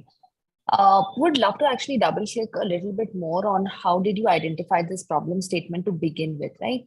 Considering this current propellant and thruster system is something that is being used since a long time, how and why do you think it's a pressing and urgent problem with the launch companies or bodies like ISRO to change now?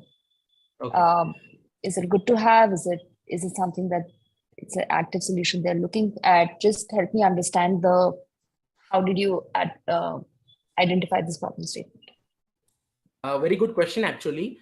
So coming to your answering to your question, so we had an opportunity to have a very great advisory team who have worked in this space program, and actually according to their inputs, and not only them, we also had an opportunity with Chairman sir and also many of other ISRO people who are actually working on this satellite technology. And myself have also worked in the satellite technology, and I have developed the latest microsatellite balloon set for the mission also. So we understood that this propellant is very much toxic, and working on with this propellant is very much difficult. And the second problem is, now we are emphasizing on human missions. We wanted to send humans for very big missions, and the thruster aspect which we will be working on should not be toxic. So, for example, the Gaganyaan mission of India, we are very much sure that India should not use the toxic propellant for Gaganyaan space program, and instead what they are using is, for a green alternative, they are going with an hydrogen peroxide based propulsion system, which is very low efficiency. So which has a very low efficiency, and this is the exact, like, since we were working on that domain previously, we got an opportunity to find out the problem by ourselves, and we actually wanted to change the problem. So that is how it actually started. Thank you. Alexander. Yeah, this is it. Not being a literal rocket scientist, it's a lot of questions that I don't know how to ask. But I guess one thing I am curious about, if you could just specify where exactly you're at in the sort of development and commercialization process. In particular, do we know that all of the required fundamental science actually works, or are there still some, unknowns there to be sorted out? So currently all the lab validations have been done, and now we are putting all like individual subsystem has been carried out. The test has been carried out in lab. And now what we are actually doing is we are putting out all the system and doing a complete propulsion test. So once if that is qualified, then we will be reaching out for the further advancement in this. So we have also identified typical problems which we will face, like the thermal problem of the catalyst breaking and those stuffs. And these problems, since we had an experience on working on these systems, these problems we have already listed out and we have found a solution. So one of the solution is the catalyst which we have developed. So currently, to be precise on your question, we are in a TRL of 4, so which means that all the lab validation is done, and only thing is we have to incorporate all the subsystem, test it, and flight prove it. So this is what is pending currently. Okay. Naaman, your second question. Yeah, similar question. A lot of these deep technology, they take a time. You can see your Atom won't be completed until 2025. We've invested at Antler Canada in a food tech that won't get FDA approval for 2.5 years, but they start getting customers to help, show runway so you can get investment to last till 2025. How are you doing on the customer development? Who are your customers here? Can you start, have you gotten pre-orders, like when you build this, Atom system that you'll have sales? Have you started that process yet? If not, when are you starting it? Sure. A very good question, and I really wanted to answer this. So the problem here is we generally understand that it is actually only for the government, but now what we have identified is it is not only for the government agencies, but also for the satellite companies who are emerging up. So we had an opportunity, and we actually spoke with many startups like Pixels, Dhruva Aerospace, those companies who are actually working on this segment. And we have found that the technology is currently being imported from Netherlands, and that too with lesser specific impulse. So we clearly had a talk with these potential customers, and our actual aim of the potential customer is not only the government organization, but also the private CubeSat market industries. And also currently government have actually listed out like in their IDEX whatever requirement is there. So this problem was actually listed in there, and government is actually ready to get the product if at all if it is developed. So this is also is one of our very much exciting point, so that since on the current working stage we are actually getting many more validation from government side also. So that's the answer. Great, thank you. Isha, over to you. I have no further questions. Thanks, Chris. Thanks, Hari. Thank you so much. Alexander, would you have you been rapidly building your rocket science question base in the background? No, I'm gonna stick to what I know. Yeah, you guys have a really solid team, obviously, on sort of the expertise level. Is there, I don't know if I missed it, but can you double click on if there's any experience specifically operating and selling into this industry? Because given, as has been mentioned, it's not a straightforward sales cycle where you can go knock on doors in sort of a conventional way. It requires a lot of specialized sort of know-how. Have you guys got that on the team? And if not, or not enough, in your opinion, then what are your thoughts on how to sort of beef that up? So we have got the team to get us to these the team mentors and professors who are working on. So to get us to these customers and actually speak with them to build the product so that they can easily grab the product once if it is market ready. But we will still need to incorporate many business people. So we will be doing that. So though we are very much inclined towards the technical side, the business aspect also we have figured out currently at what stage we are, but still even more business aspect we have to work on, and that will be doing it with the right team by hiring peoples. So that also will be doing it in few years, like next year possibly. So once we are in a TRL of 5 and 6. Cool. Thank you. Yeah. We're at the 8-minute mark, so we have a little bit more flexibility. Naaman, do you want a bonus question? Sure, yeah, and maybe kind of talk about the technology side. Is this something that you can patent, on the thruster here, the atom? What makes it really unique to what is out there in the market as well? Sure. So the propellant which we have made, the composition of the propellant which we have made, we are going to file a patent on that. And sorry if I have missed that point. So the propellant which we have made is a proprietary propellant, and now we are planning to do a patent on that also. And the catalyst which we have made, still more revisions will be doing on to that, and then we will be patenting the catalyst for the propellant also. So the propellant what we have developed will be used on the technology, that is the atom technology. And for that, the design patent also will be doing. So there are 3 patents which is in pipeline. So one is for the propellant, one is for the catalyst, and the design patent for the atom entire propulsion system, which we will be incorporating these 2, propellant and catalyst. Great, thank you. Okay, thank you. And with that, judges, we will send you for your note-taking and calculations. Thank you to the team. And Ashka, back to you and I. Thank you so much.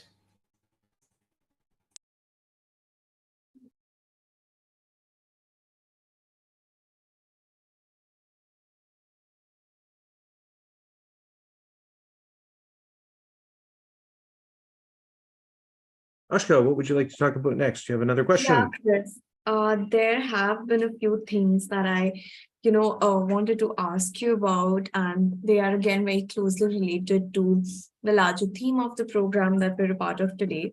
So, Chris, Schulich has been in the news lately with some very important announcements in this space, and the dean has created MBA in technology leadership. You've created a venture studio and now a venture academy. So would you like to tell us more about it? Yeah, thanks for asking about that. Well, it's a really exciting time right now at Schulich. Dean Zwick has brought in a level of openness to new ideas, big ideas, bold ideas, and a support system to move rapidly in these things. What's been really exciting as well is that he's very much like an online and connected dean, right? So we have a long history of deans who had impacts in very different ways and built amazing things. This dean, because he is so digitally connected, I can text him in the middle of the day and say, I'm like standing in a room, I have an opportunity, I've just met someone. I'm gonna instigate a program that does XYZ. And he'll message me right back and be like, great, go for it. Let's take next steps.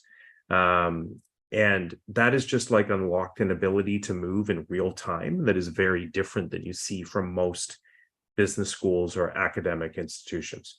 Certainly there's like governance and there's a diligence to like building out the ideas and working with the entire faculty. But in terms of that, like, go for it, let's have that conversation, let's see where that leads. There's a lot of flexibility to do that type of thing. And he's come with many of his own ideas as well, too. So, for example, he and some of the senior leaders came up with the concept that we would create a new MBA, an additional MBA, this one in technology leadership. And so that launched just this past September. And the first cohort for that is just 14 students that are in it. So it's been really amazing to meet them and to watch what's happening. And they're, designing some interesting new things that as you see them get built, they're now starting to filter into the mindset and the philosophy of the other degrees that we offer, such as the MBA that many of these students are in here. With the venture studio, I'm really excited about that because as part of that, what's going to happen is that I'll be working with 3 really fantastic practitioner instructors, meaning like non-PhD instructor professors that have been recruited.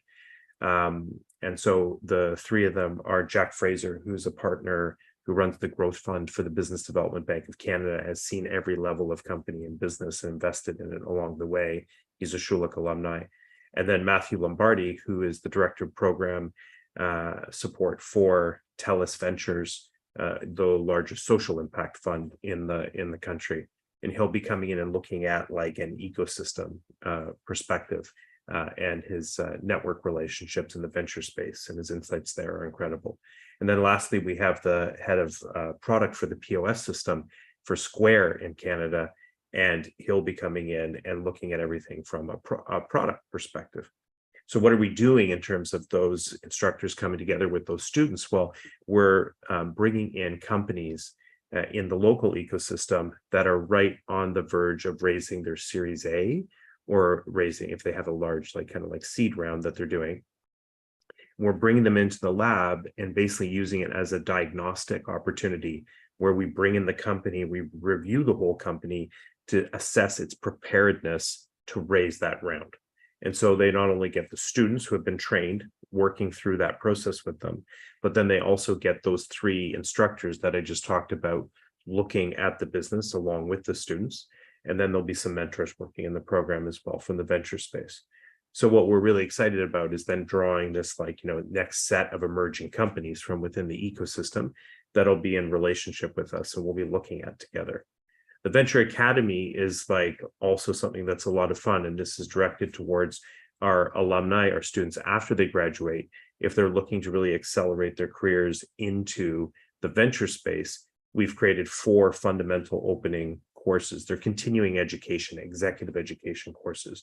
One is in venture capital, one is in venture finance, one is in venture talent, and one is in venture operations. And with each of those 4 courses, we've recruited very senior people from the industry to come in and teach them. We've helped them to create the courses, and we're helping to run them. They're fully online, and there'll be small cohorts, like 20 students maximum in the cohort, working with those students. So for example, one of the people who we saw earlier at the opening ceremonies, Prashant Mehta, will be from Panache Ventures, will be teaching venture capital. Or Lean Lee, the former CFO of Wealthsimple, one of our unicorn companies in Canada, will be teaching venture finance. So it's people that are at the top of their game, taking the continuing education students through that process. Well, thanks for asking about those things. It's a lot of fun times and good stuff going on right now. And all I can promise you is that get ready for more announcements, because the next year is going to have even more exciting things that are taking place. That has been incredibly inspiring to know. And it seems like, you guys are creating some kind of support and program for, let's say, founder students at every stage. So that's great. Thanks for that. Okay, with that, we'll bring the judges back to the stage and we will get ready for our 5th presentation. So let's bring them back online, back to the stage there. Here they come. And our next presentation will be Project X.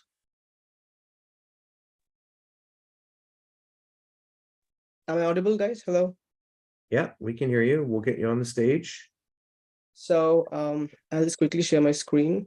Yeah, thank you. Is that visible, everyone? So have a thumbs up from the judges there. Yeah, looks like you're good. And I will count you in 3, 2, 1. So hello, everyone. Hello, Chris. Hello, distinguished judges and fellow innovators. My name is Ronak, and I'm the founder and CEO of ProjectX.Cloud. And in the next few minutes, I'll show you how the future of computing looks like. So Project X is a company which is building the first of its kind cloud-based operating system that envisions to end hardware dependency across all devices and make computing truly limitless. And our mission is to level the playing field for all students by giving them the highest amount of computing power, and at the same time by reducing the IT costs for the universities. So to quantify the problem, I want to share that more than 50 million students in India don't have enough computing power to, be productive and creative. And at the same time, the universities, even after spending more than 20% of the corpus, could not give, the high, the best quality of IT infrastructure to the students, because the IT infrastructure has more than 20% of depreciation rate. Moving forward, so we are building a cloud-based OS where every application runs independently, unlike a normal virtual machine, and is totally hardware independent and could be accessed from the web. So for the students could access our OS from any of their devices, be it the computer lab's computer or the computer at their home or from their tablet or their smart TV. This will enhance their creativity and productivity. And for the institutions, it will reduce their infrastructure cost by 40% or more. They'll have a centralized management system from where they could actually administer their IT. And with this, they could also future-proof their IT infrastructure for the next decade or so. This is a quick demo of how Infinity OS works. So this is a prototype that's running on the web, and I'll show how Chrome is running independently as a microservice on the web. You could see that this Chrome is running on the web, and it has very, very less latency. And I've tested this in a very rural part of India in my mobile internet in a very old PC. You can see that it has a very smooth experience over here. And like this, the students can run the heaviest of the applications no matter which device they're using. And this is how it basically works. So why this is the right time to build a solution like this, right? So we all know that how our lives went digital after the pandemic, and right now more than 52% of the Indians have high-speed internet connectivity, and India is projected to have more than 700 million 5G users by 2027. And there are also several government policies that are supporting our cause at this moment. And also, you might be shocked to know that India is the 5th largest e-waste producer in the world. I'll come to this point next. So as I said that India is the 5th largest e-waste producer in the world, there is a very big reason behind this. All the Indian colleges and universities actually replace their IT infrastructure every 3 to 5 years. And this, creates this scenario actually. So we are increasing the hardware lifespan of all these devices, ending the need for the frequent hardware upgrades and reducing the e-waste. Moving forward, there are more than 20 million economically weaker section, like students from economically weaker section who enroll into Indian colleges. So for them, we are giving them an opportunity to, use the high-end computing at any of their devices and empowering their future.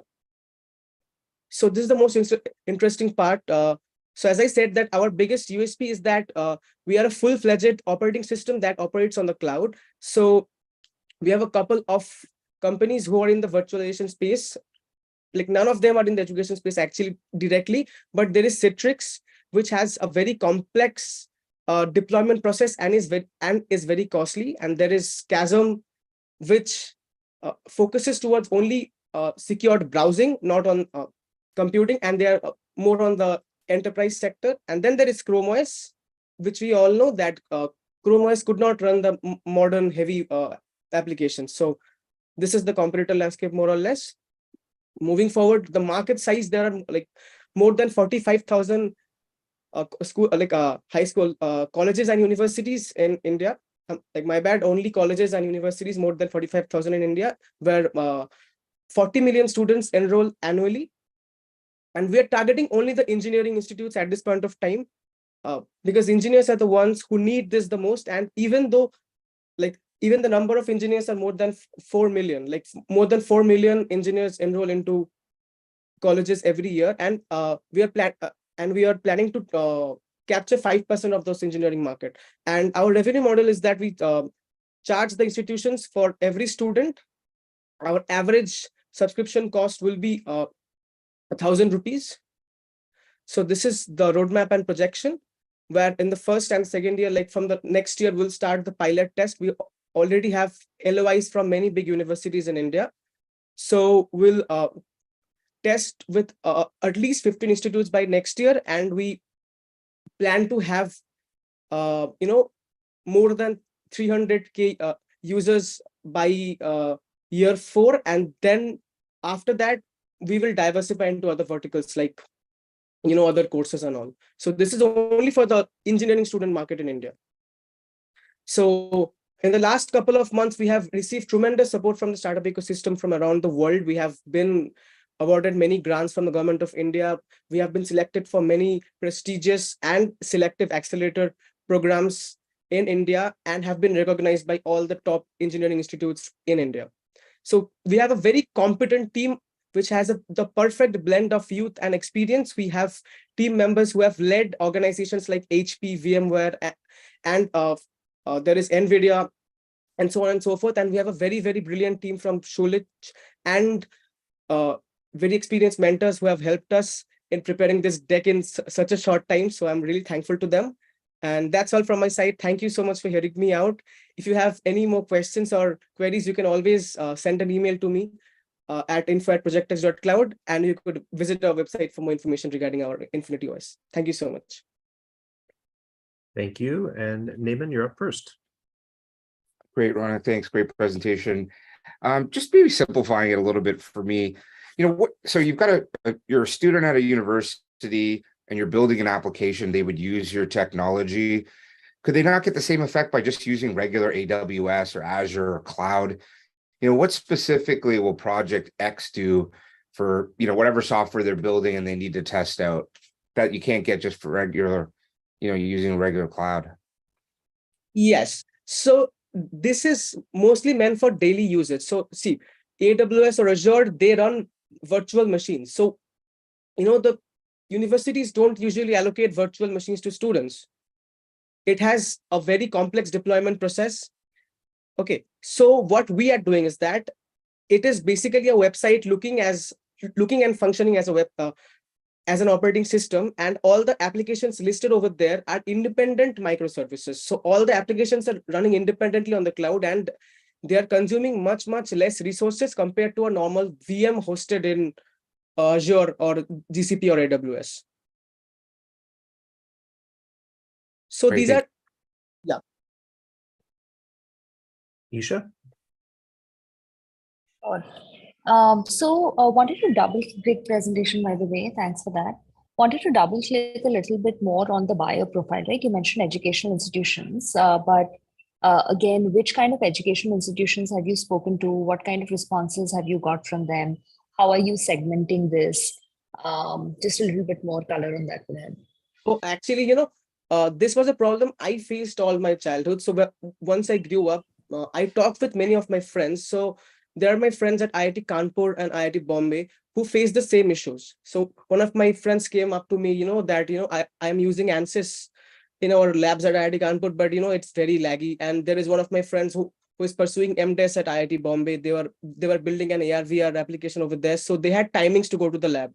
They had only one machine that was that had that configuration where they could build that. So, and they were desperately searching for a solution like that, so they were very happy when they saw me building this. And we did some primary research in this as well. I met many engineering students, and this is a problem that is being shared by students across India. So there is one student I talked to. He was pursuing his BTech in electrical engineering, and he wanted to try his hands on Android development, but his laptop was incapable of running Android Studio. So then he could not even try that thing. And not everyone is skilled enough to go to AWS or GCP and then get a virtual machine over there. You have to buy credits, get your credit card, this, that. So it's very complex. We're making it very simple. Got it. My question was, have you already spoken to some colleges and deployed it there? No, we have a letter of intent from many universities. We have letter of intent from LPU, some universities in South. I forgot the name, they were big names. One MSRC Medical College is there, if I'm not wrong. So we have a lot of letter of intents from many institutes across India, and we are still building it. So it has a fairly complicated backend architecture that our team is helping us to build. We have tested our MVP, and we are deploying the final, we're in the final stages of development, and we'll hopefully launch it in early next year we'll launch it. Yeah. And then we have the universities ready to host the beta testing things over there. Okay, Alexander.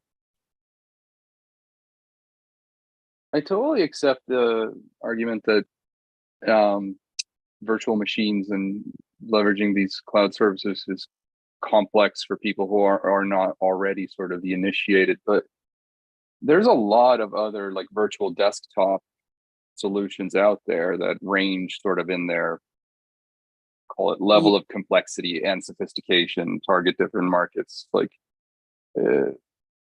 including Amazon and Azure, but also VMware, Venn, Red Hat. Like there's a lot of stuff out there. So I guess I'm wondering, because I thought your competitive landscape had a couple of examples, but I felt like there were some missing there. Can you talk a little bit about how you think about that broader competitive landscape and how you stand out? Definitely, Alexander. So you'd be amazed to know that the ex-director of VMware is our VP of engineering. So, companies like VMware are more enterprise-centric, and they give you full VMs. They give you full virtual machines, which are very difficult to scale up and scale down. So, what we are doing is that every application inside Infinity OS is running as an independent microservice. So those nodes are, configured to run those applications. So they are using very, very less resources.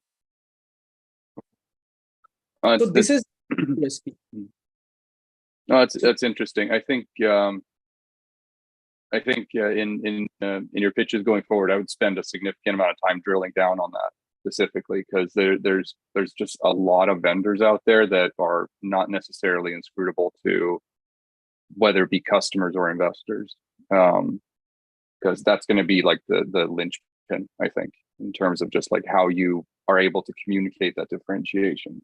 So I'm thinking about how do you go about acquiring customers and not just sounding like another cloud vendor, not sounding like it's going to be as complicated as everything else they might have looked at.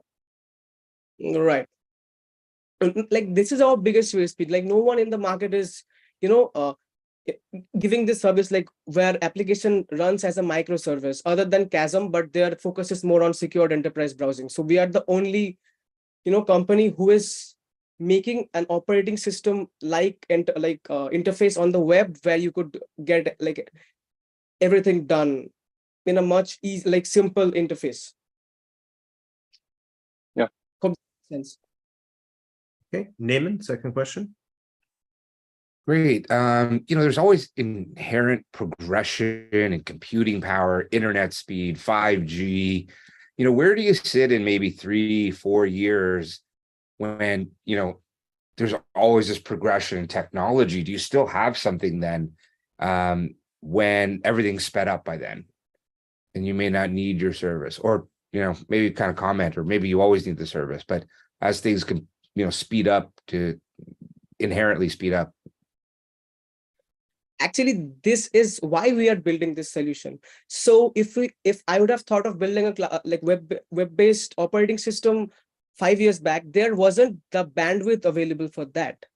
Right now in India, 5G is available everywhere. That is why this is possible, that these microservices of applications are running on the servers and people are using it on the local devices. So the more better internet connectivity we have, the better this will run on their devices. And you might be aware that the Moore's law is going to hit its mark. So the power of semiconductors are going to hit the mathematical limits very soon. So for the future, this has to be the future. This has to be the future of computing.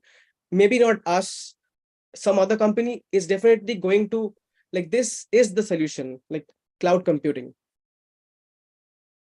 Great, thank you. Yep. Isha, do you have a second question? Yes. Wanted to understand how do you define your larger vision here? When you, let's say you're providing cloud computing at your fingertips in a very easy way. And you've started with a very personal pain point and you've identified a market. But where do you want to take this ultimately after you have, let's say, captured this wedge? How does it grow from here?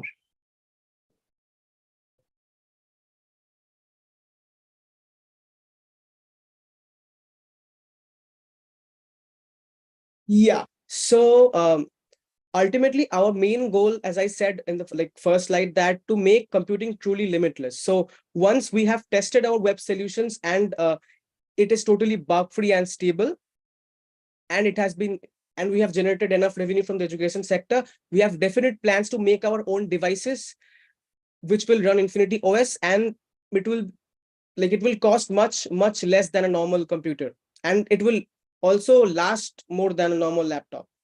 So, and also after 5 years plan, I'm saying that I have tested an POC of Infinity OS running in an Android phone with a VR. So anyone with an mobile phone could actually access the heaviest of applications using a a VR solutions or an AR solution.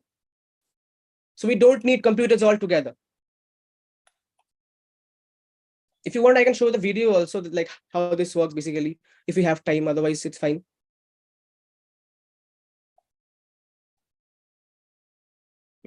You're always open to like leverage the question period how you see fit, but you should be thoughtful as to whether that's a 30-second video versus making the judges No, it's fine. sit It's through fine. something more. I'll just. Never mind. Okay, Alexander. I think that was a good call.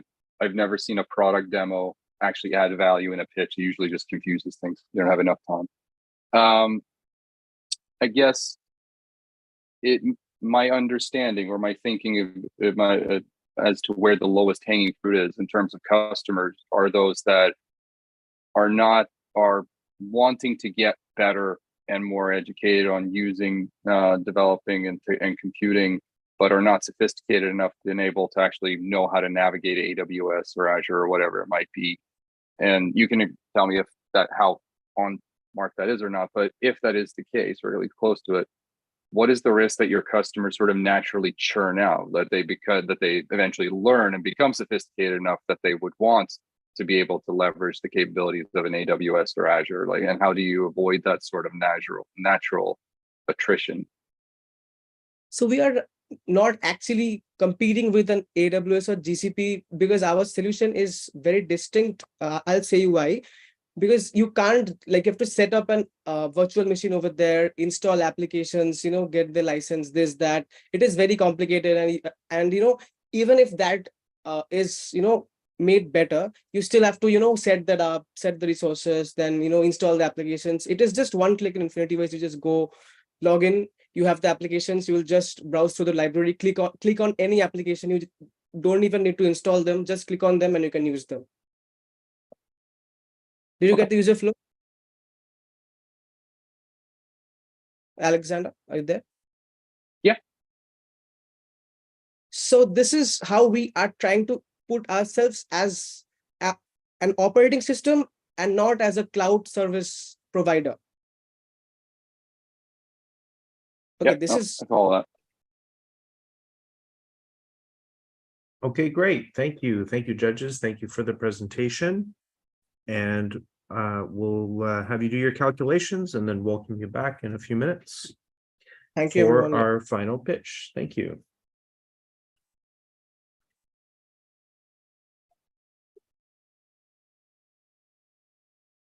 Okay. Let's continue on while the judges do their thing and check in. Oshka, I was, been struck throughout the event and the entire competition about how much value our mentors are playing, how many of them have also helped to make, connections in past years for these students into investors or other accelerator programs. So I was thinking this could be an opportunity for you to share your thoughts on the role we can all play on helping these young entrepreneurs make the right connections out there in the world, or the roles people can play as mentors as well too. Absolutely. Very rightly said, Chris. Mentorship and support with pitching and fundraising are in fact two areas where I think most entrepreneurs require very specific support. And right from early stage startups to startups who are looking to scale, these are definitely the key areas where even Startup India focuses on to facilitate and support startups. So I'd just like to share details about a couple of initiatives that we've taken here. And when it comes to mentorship, we try to usually come up with multiple modes of engagement through which we provide mentorship to startups. Firstly, there's a platform called MARG, which is the National Mentorship Portal that was launched by Startup India. And after this bit, I'll also share a link on the chat box if people want to know more about it. How this platform functions is that startups that have been officially recognized by DPIIT, which is the Department for Promotion of Industry and Internal Trade, under which the Startup India comes, these startups can register on the portal. That portal also has onboarded mentors from across sectors. And, these are mentors who have been onboarded pro bono. So all these wonderful people have, in fact, volunteered to mentor startups and help them out. So these mentors and startups are matched through AI on the basis of sectors and areas where, these startups have told us that they need support. So they can connect through the portal one-on-one, and they can take the journey forward from there. There's also, of course, no bar on the mentorship connections that you make. So it really is something that provides founders with, honestly, a free field to explore and learn from. Other than this, mentorship and focus on pitching has been a very important pillar in almost every program that we work on. And we do it for different strategic areas, right? So, for example, women entrepreneurs, again, is a section that we look to support very actively, similar to how student entrepreneurs is a focus area for us. So last year in November 2022, Startup India launched the Women for Startups workshops, which is essentially a series of physical workshops that we've conducted in partnership with each state and union territory in the country. So these workshops are not just meant for existing entrepreneurs, but also for women who are aspiring to become entrepreneurs. And again, two key objectives here are, firstly, one being the capacity building and mentoring women across different topics of business growth and how to pitch to investors. And secondly, we, we also shortlist some of these founders and arrange for a live pitching where they are able to pitch to investors and incubators as part of these workshops. So yes, that way we ensure that somehow the bit about mentorship is included in all our programs. I'm not sure if you've heard about National Startup Awards, but National Startup Awards was launched in 2020. And these awards recognize and reward startups across the country who are doing some fantastic work. And interestingly, one of the special categories in these awards, ever since it was launched, has been student-led startups or young innovators. So we've made a special category for student-led startups from the very beginning, so that, that's a section that requires that additional attention and additional support, and we're able to give it to them. And believe me, Chris, every year the winners under this category have been incredibly inspiring, to say the least. And every year, once we have winners and finalists, and last year for 2022, we had 123 startups in total.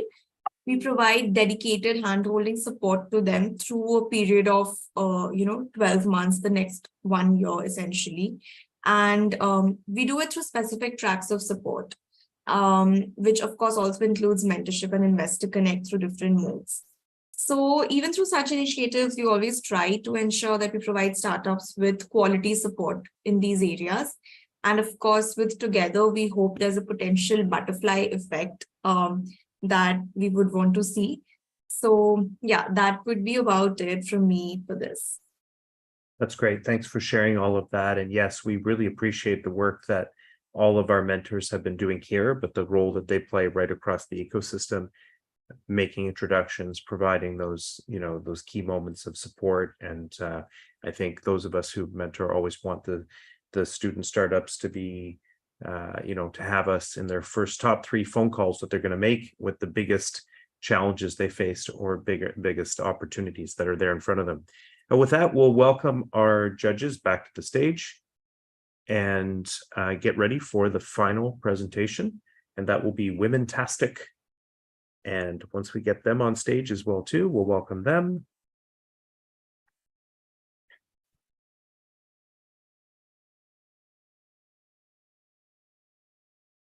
And team, hopefully we have eyes on Women-tastic and have them ready to go to join on stage.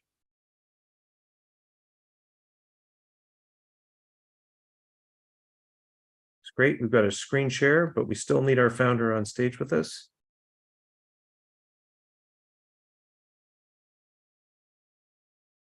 There we go. And we'll get you to do the screen share, and then I'll get ready to count you in.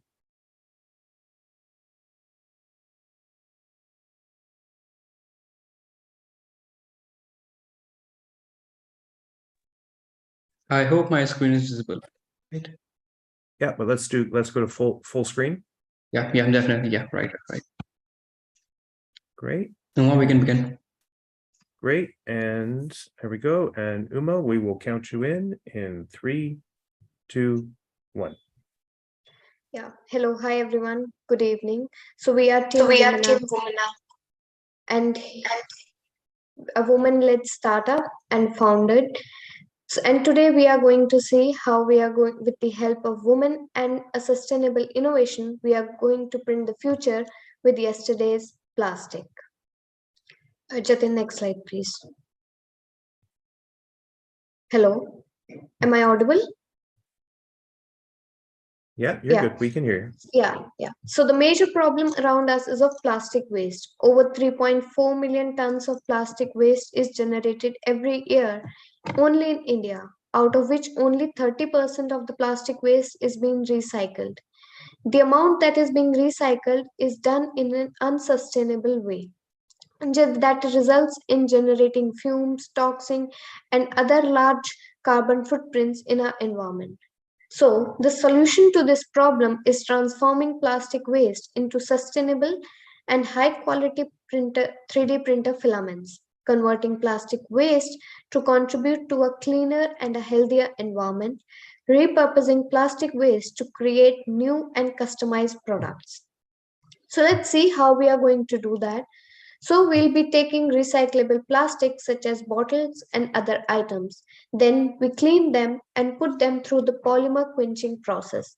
That is a process that converts them into a 3D printer filaments. We have also made some modification in the machines that is already available in the market that has reduced the carbon emission by 90% and the power consumption by 50%. Now, since the power consumption is so low, we can done the entire process in just 5 kilowatt of solar power.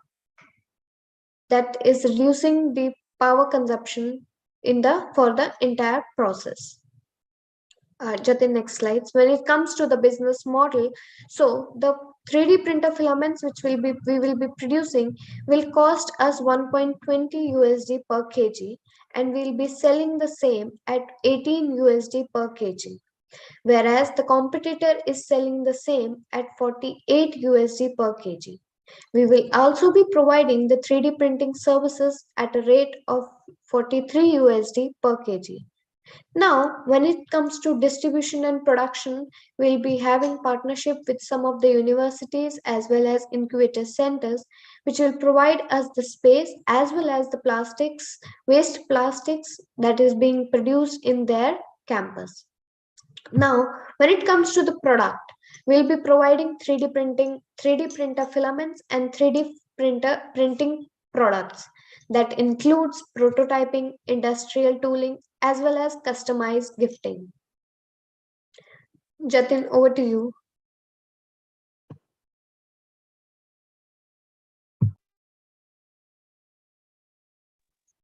Yeah, right. I hope I'm audible now. You're good. All right. Yeah. So here we can see clearly that employability gender gap in India is around 50%. 70% of men are in the labor force compared to the 90.2% of women. Here we can see a huge gap between the employability. And women have immense potential to share great ideas and do great work, but they are often not given the right platform. When it comes to women are stake, we are ready to engage them in each and every step of this initiative, from collection of garbage to the in managing the entire operation and also making them leaders in our organization. Not in only our organization, but also supporting them in initiating their ideas and also their innovations that they have been working on. When it comes to our go-to-market strategy, at very first quarter, we will be further refining the product specification and finalizing the facility site with an incubator and also filing the utility patent. In second quarter, we will be first working on the facility at an incubator, starting supporting to the startup incubated as a prototyping services and also develop a market model. Providing service to industrial customers in the third quarter will be done and also build the industrial relationships. When it comes to quarter four, we will be further refining the market needs and also start experiment with the sales channels and strategies. Demand creation will be done with partnership with incubators and industrial associations and also going into trade shows and social media marketing. Supply creation will be done with collaborating with waste management companies and also in NGOs for HR. Till now, we have been technically validated through various institutes and also at the verge of starting commercializing. When it comes to the incubation part, we are currently pre-incubated at AIC Banasthali under Spring Cohort program with partnership with UM Bessie New Delhi and also at JSS Step Noida under She Ventures Women Entrepreneurship program supported by RO Foundation. Till now, we have done various technical improvements in the existing machines in the market, which has significantly reduced the energy consumption and also the gases emitted during the process. We are at very advanced stage with conversion with the SGT University, Delhi NCR, and CGC Landra to set up the very first proof of concept facility at their premise. When it comes to the market size, the TAM we have expected is around 20 billion at global level, SAM at 91 million at Indian level, and 5% of the Indian market is taken as a zone. The early evangelist could be for the prototyping services, the tooling for the different MSMEs and other companies, and also customized product for various customers. When it comes to competition, we till now have two abroad and Indian-based competition. Photoprint is Indian-based competition, and RC is based in a foreign-based competitor. Both of them are using sustainable inputs for their daily operations, but the process that they've been going through is still now not sustainable. When it comes to women Astic, not only we are using the waste plastic as a sustainable input, but also the process, since we are using more sustainable and more solar powered equipments, low powered equipments, the process is also become sustainable. That's how we are making our idea different from the existing startups. When it comes to revenue forecast, till now we have generated some revenue and we have successfully and we will be able to successfully make ourselves cash positive by the fourth year, that is 2027. For this, we are seeking for around 150K of USD amount for the funding requirement for the upcoming of 3 years for our daily operations, and fund from this competition will be used for the further development of the technology and for marketing and sales. Uma Sharma is the founder of this whole startup. She's an ex-quality analyst at Nykaa till now. Right now, she's working full-time into the startup. And myself, Jatin Sharma, I recently completed my MBA, and I have been a former IIC member advisor under MHRD Government of India. Amit Jangid is the CEO, and he is having more than 30 plus patents. It's wrongly said, but 30 patents in his whole career. And thanks to the wonderful mentors that we got through this program and also the students, Sanpreet, Rita, and Pallab. You guys are awesome. We have been a wonderful team that we have been working on this idea. And with that, I will thank you all guys for patiently hearing to that. And here at the end, I would like to just show you the expenses that we will be making with the fund that we'll be raising. So I'm happy for questions right now. Thank you. Right on time. And Naaman, you're first up. Great, thanks for the presentation. I love ideas where you're reusing plastic. Could you describe the tech and your breakthroughs there with your polymer quenching? Is this tech that was already off the shelf and you're just tweaking the machines? Is this something that you've invented? Are people already been doing this and you've taken machines that already do this? How much is proprietary in the technology? So if you will search, RC is a company that is specifically working on a polyformer. It's like till now nobody is using them as a commercial product, but it's going in research only. So we have taken that product, and with the help of the thermistor that is being used in a 3D printer, we have successfully able to reduce the energy consumption that was previously very high compared to the polyformer. So this is the small innovation that we have done. And that energy consumption just reduces your cost significantly? Is that the key benefit of that? Right. Because when it comes to, if you will see here in India, there are a lot of MSMEs, those who are recycling the plastic, and the energy consumption is really high because they are completely melting the plastic, right? And when it comes to the polyformer, they were doing the exactly opposite. They were not completely melting it, and they were just making a small, they were just changing the size by using the thermistor. And with the same technology, we have made some further enhancements, and that's how we will be able to run the entire operations using solar power only just 5 kilowatts. So you can say we are just 2 or 3 companies all around the world that are doing a research in the polymer quenching technique. Great, thank you. Isha, your first question. Thank you so much, Uma and Jatin. My question to you is, what's your larger ambition with the Womanastic? Where do you see the company going in, let's say, 5 or 10 years? What's the scale looking like? Ma'am, scale till now, we are in the advanced, like we have already done we are just almost within a few weeks, we'll be doing the MOU with the universities.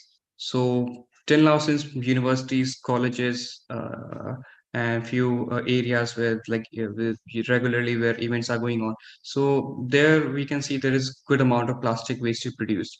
Okay, and most of them is going into landfills, right? So at first we will be targeting colleges, institutions, schools, and such like areas where we are getting the huge amount of plastic, and we will be making some products out of them, and hopefully we will be covering. So then after that, this is the first stage. First, we'll be covering different institutions and other event areas. And after that, we will be testing whether if we will set up this facility in rural areas or at a district level, then how much it will work, because we need to take care about the transportation cost as well. And if we are setting it up in those places like colleges and universities, the transportation cost will be really low because we will be directly taking the waste from them. So at very first, we will be going through with these institutions, and after that, we will see how far we can go with the taking facility outside in rural areas. Alexander, your first question.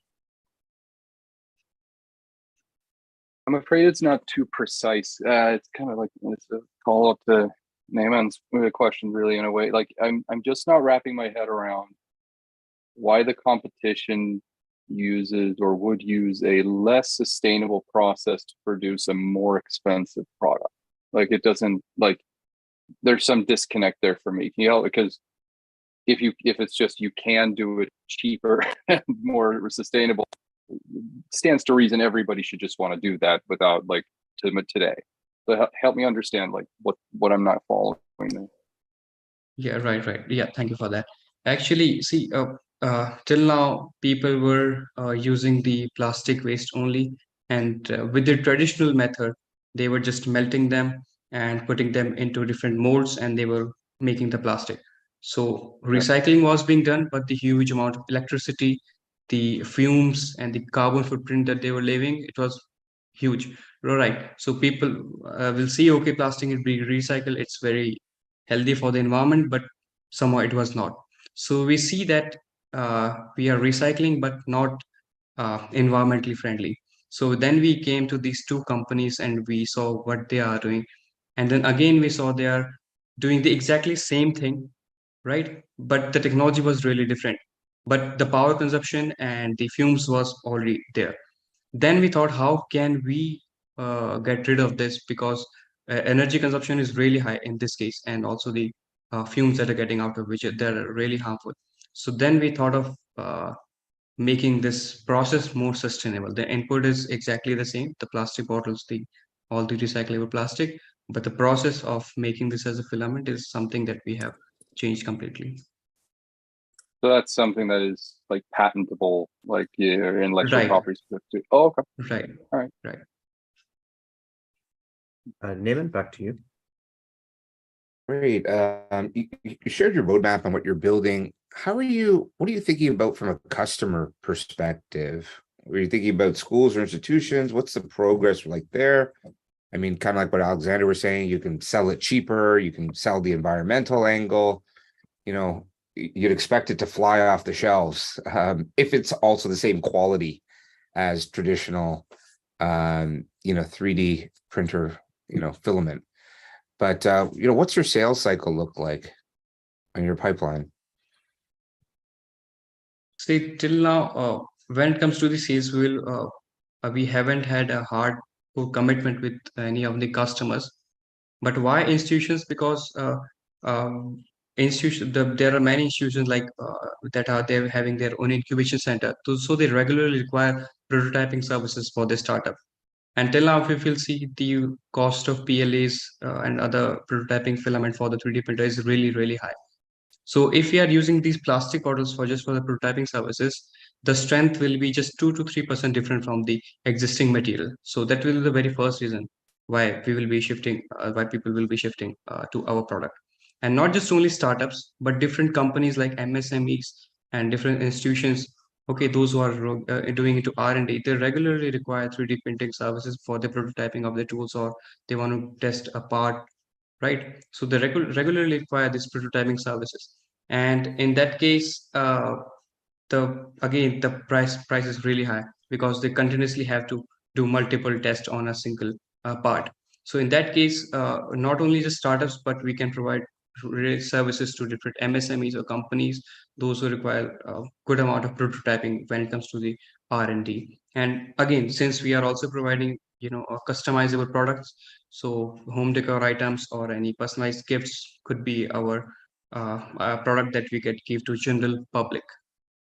So these are the three areas where we can get the revenue from startups, from companies, MSMEs, and also general public in case of gifts and all. Great, thank you. Isha, do you have another question? Yeah, just a quick one from me, and I may have missed this. What exactly, can you help me understand what exactly is proprietary in the process that can be patented? And is that something that you guys have come up with between yourself, or is this taken from somewhere? Like, I'm just trying to understand exactly what is proprietary. Actually, there is a thermistor that is being used in a 3D printer, and also the nozzle. So we have made adjustment in the design, and also some I won't be able to say that, but mainly it's about the thermistor and the nozzle part of the 3D printer filament that we have been using. And this is the main USP that makes our process more sustainable compared to the existing machines in the market.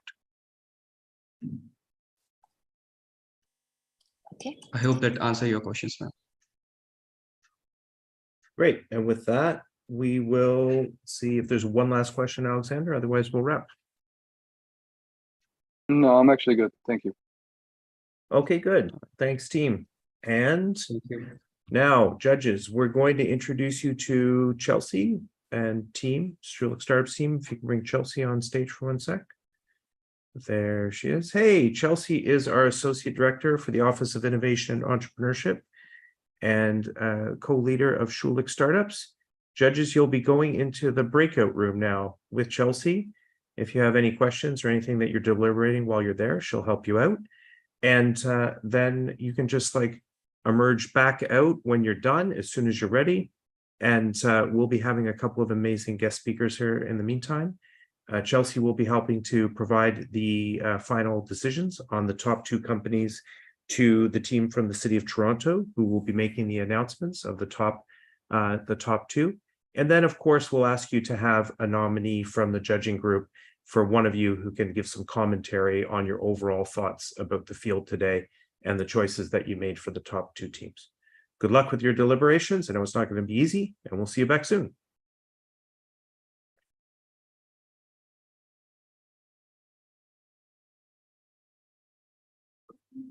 Thanks, Chris. I would just like to take a moment here to welcome our next speaker, Dr. Ankush Ghosh. Dr. Ankush Ghosh is a founder and director of ADSRS Education and Research Foundation and Nyagrodha Ventures. He's also an adjunct professor at the Chandigarh University. He's a mentor for various organizations such as Startup India, MAR, the Confederation of Indian Industry, National Entrepreneurship Network, among others.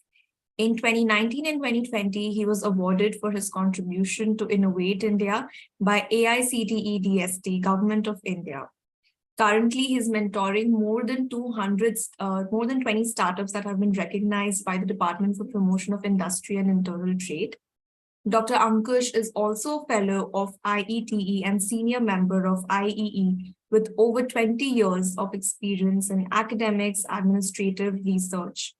He's held various positions such as Director and CTO, Director of International Relations, Dean of Faculty, Deputy Control, and many more faculty positions at various top institutions in India. It's a pleasure to have you here, Dr. Ankush. Thank you very much, Manu. I'm just going to share a PPT with you.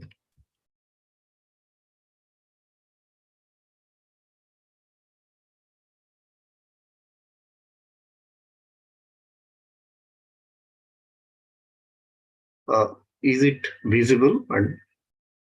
Yes.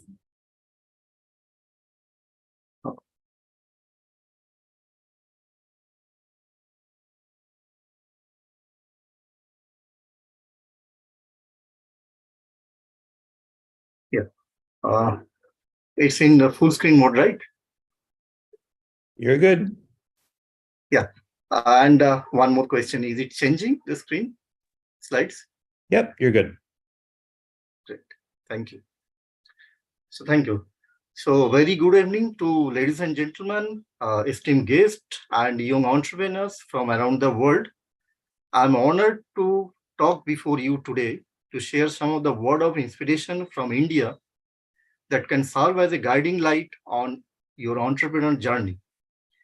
You know, India is a land of culture, diverse tradition, and history that woven with stories of innovation, resilience, and determinations. And it also has a rich culture, diverse tradition. So therefore, today we'll draw you upon some of the wisdom of India to inspire and motivate the young entrepreneurs from India and Canada to go for your entrepreneurial journey. So we'll start with the, just a minute. Yeah, we'll start with the first lesson that is called dharma. That is the power of rightness, and it is the most important thing for your entrepreneur activity, or you can say entrepreneurial journey. So if you are not going in the right path, so it can come back to you. So it is the first lesson that before starting any journey, any entrepreneurial journey, you should be in the path of rightness. You should be in the right path, and that is that has been comes from Indian philosophy called dharma, and it is one of the first lessons for any entrepreneurial success. Right. So you can see any success entrepreneur, they are in the path of rightness, they are in the path of dharma, they got the success. If you think of any successful entrepreneur or successful industrialist, like you see the Tata, they are always in the path of rightness, they are always in the path of building their trust and reputation. So if you are not in the path of dharma, if you cannot build your trust, if you cannot build your reputation, so you cannot withstand. So before starting any entrepreneurial journey, this is the first lesson. It comes from Indian philosophy, that is dharma, that should be you should learn about that.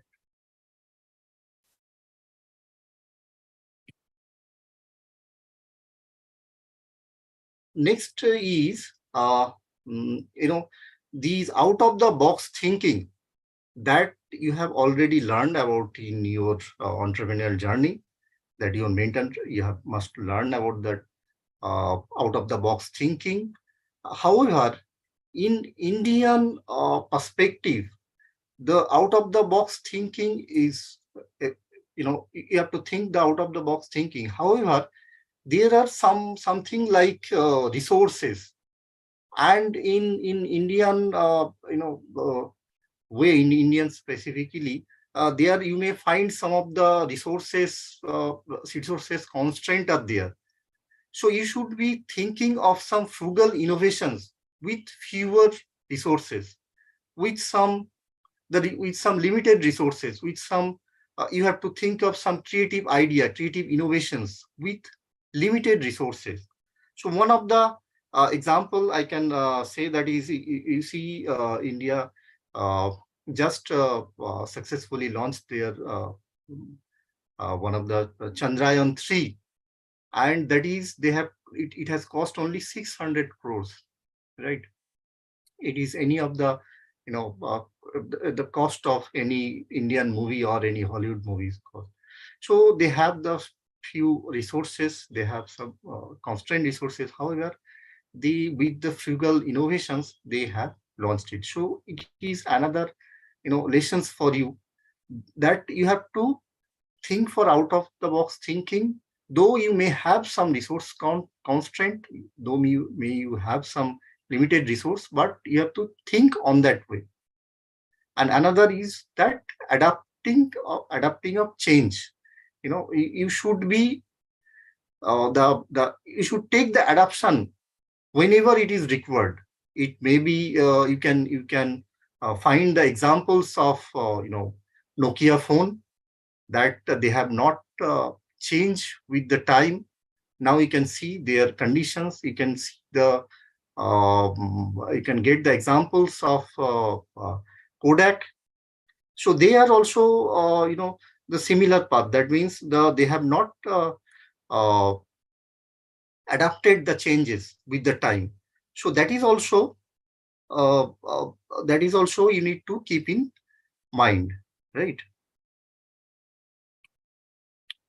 Next one is the mindfulness. The finding balance from Indian philosophy for the entrepreneur. So what Indian philosophy says, the work-life balance, right? So prioritize your personal well-being and maintain a healthy work-life balance. So that is the first thing, because if your health is not well, then you cannot focus on your work. So therefore, the work-life balance is most important, and with your health, you should also be you should also balance on your emotional intelligence. Nowadays, it is said EQ IQ balance, right? People are taking the candidate for with EQ IQ balance, right? So if you do not have the emotional intelligence balance, so you may not focus on your studies, right? So how to get these EQ IQ balance, emotional intelligence, and work-life balance? The solution is meditation and yoga. It has been developed or invented in India, that yoga. So you should practice yoga to balance these healthy life and emotional life with mindfulness and meditation. So that is also comes from Indian philosophy, that I request everyone to practice yoga for that. Next one, another one that comes from Indian philosophy, that is called karma. Just like dharma, karma is another way of karma is another term in Indian philosophy that is one of the most important term. And what does it mean? Karma, according to Hinduism or according to Buddhism, karma is the actions that you have taken is decide your destiny. So whatever the actions you are taking, it is decide to your destiny, as well as it is believed that it will definitely return back to you the way you are taking the actions. Like if you are taking some good actions, it will revert back to you in your lifetime with some good things.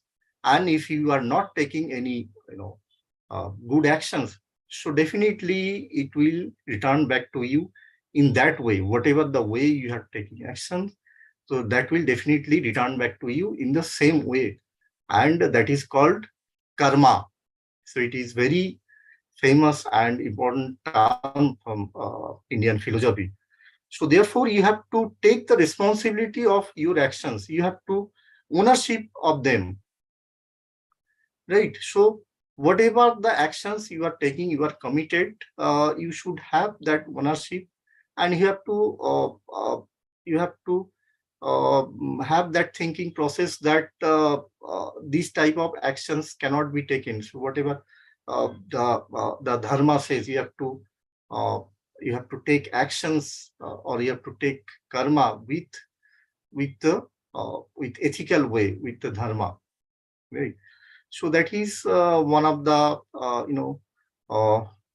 wisdom from Indian philosophy, and all the entrepreneurs should follow these wisdom, that is karma as well as dharma. Right. So another philosophical view from Indian mindset, that embracing your inner yogi. As we have said, you should practice yoga for the mindfulness and for the benefit of your health. So this yoga not only for the meditation, for the health, it is also also go for your stress management. You can get your stress management with yoga. You can enhance your focus and enhance your productivity. And also you can focus for your creativity and innovations if you practice these yoga and develop your inner yogi, right? So next one is unleashing your warrior within you. This is another lessons from taken from Indian history. So if you go through the Indian history, there are many leaders like Chhatrapati Shivaji. You can take an example. You should learn their courage and determination, right? The way they have fought, the way he has fought with Mughals, which has more than 100 times, military. He has fought. Chhatrapati Shivaji has fought. He has that much of courage. He has that much of determination, and win the war. So that way, you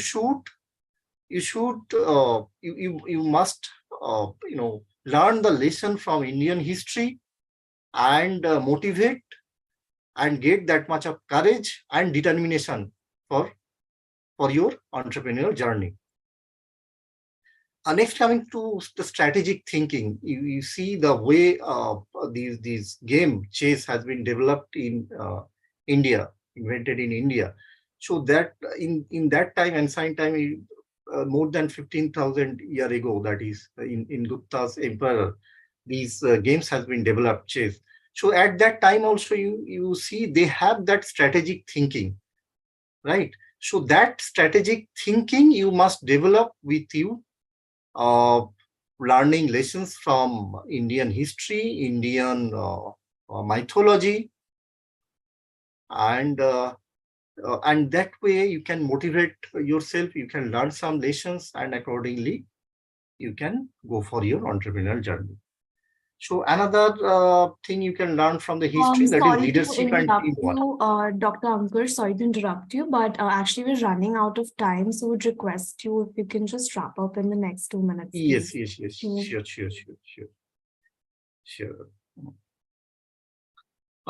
sure. So similarly, you can learn from the Indian history, that leadership and teamwork, like Netaji Subhash Chandra Bose, he has developed army base outside India, and people from all over the India called him Netaji, the leader. So that leadership skills also you can develop from, learn from Indian history. And also you can learn some inspiration from Indian epics, Indian mythology, right? Like Ramayana, like Mahabharata. You can learn, you can take them as a role model, like Lord Rama as a role model. You can take some hero as a role model, other than Rama also they have heroes like Sugrives, like superhero like Hanumans. So you can go through their journey, and you can motivate yourself, right? Also you can take some of them as a hero to navigate and moral dilemmas, like you see the examples of Arjuna in Mahabharata. He has some dilemma to fight with his own relatives. So how they have wiped away those dilemmas. So that these type of things you can learn from Indian epics and mythologies. Next one is the role of guru in entrepreneurship, the mentor. So this guru term has evolved in India more than 5,000 years ago. At that time, people were going to Guru's ashram, their house to learn.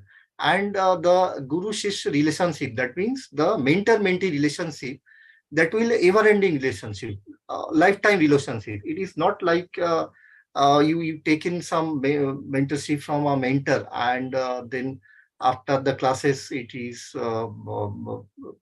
closed. It is not like that. So it's a never-ending relationship. It is a continuous learning from the guru, from the mentor, and that things you should have learned from Indian culture, that guru culture, and use in your entrepreneurial journey.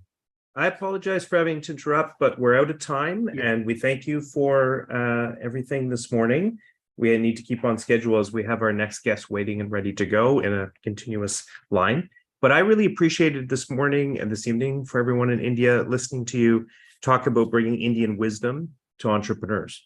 That's a very unique topic, and I think that would be a really good thing for all local ecosystems to lean into, thinking about how they can bring wisdom from community and from culture and religion and historical perspective into the way that we govern ourselves and govern our ecosystem. So thank you for that today. And we look forward to connecting with you again soon. Thank you. Next up, we have a very special guest from the Schulich alumni, and it is Myra, the co-founder and CEO of Altex, a biomaterial startup creating circular textiles re-engineered from food waste.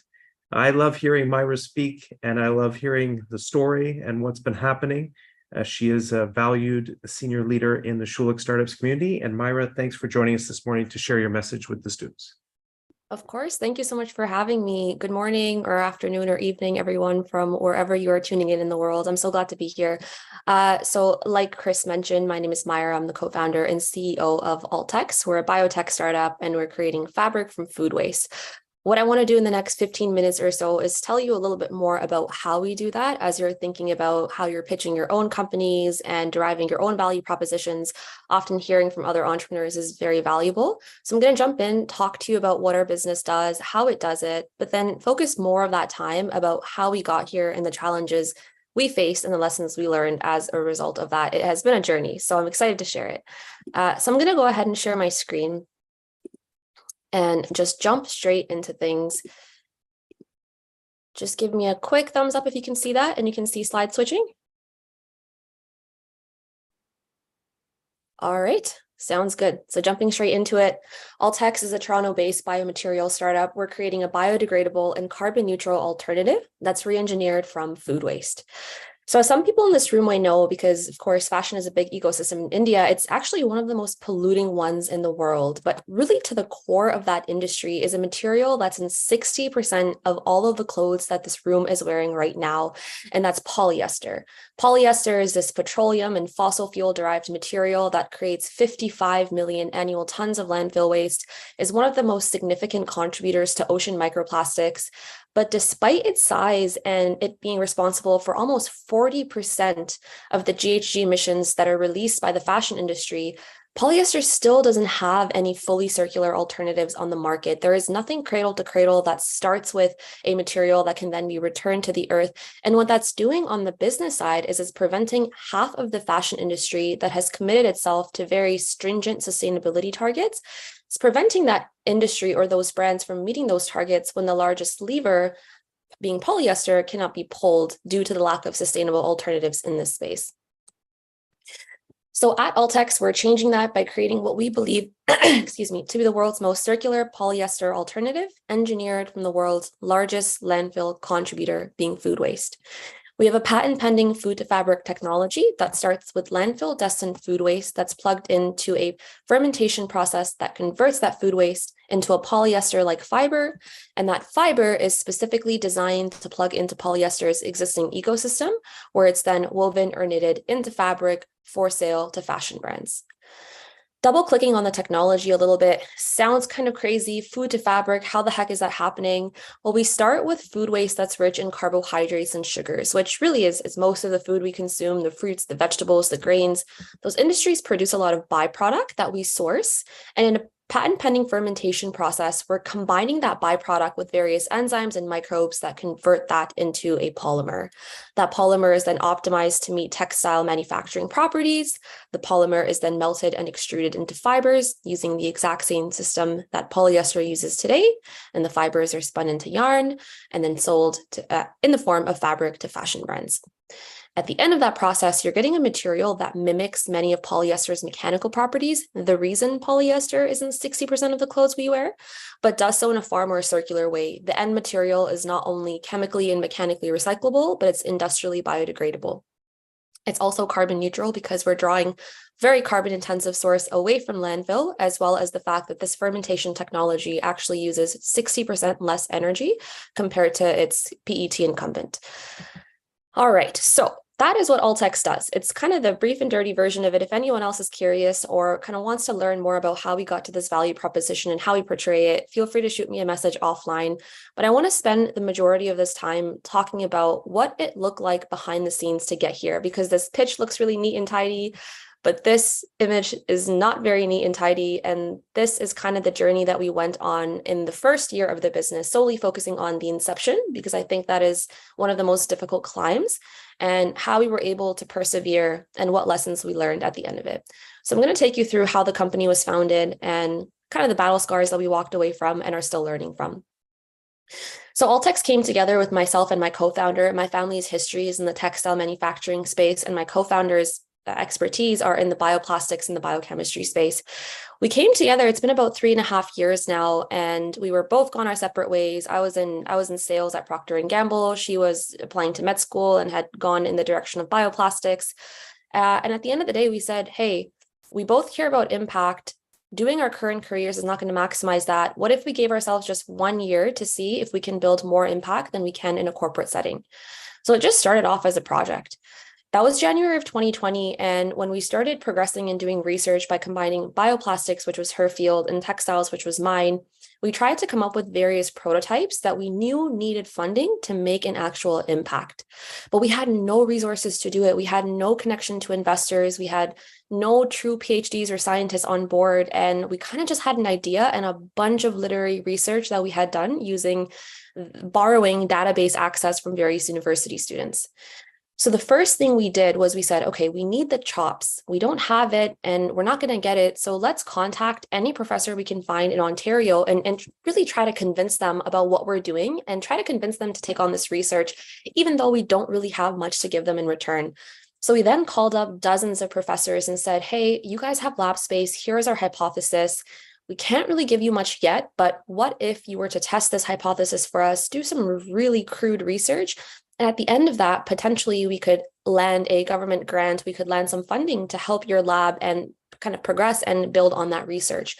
So we gave them something that was important to them, but also came across it from the perspective of, hey, can you make this impact to young graduates that are trying to do something positive?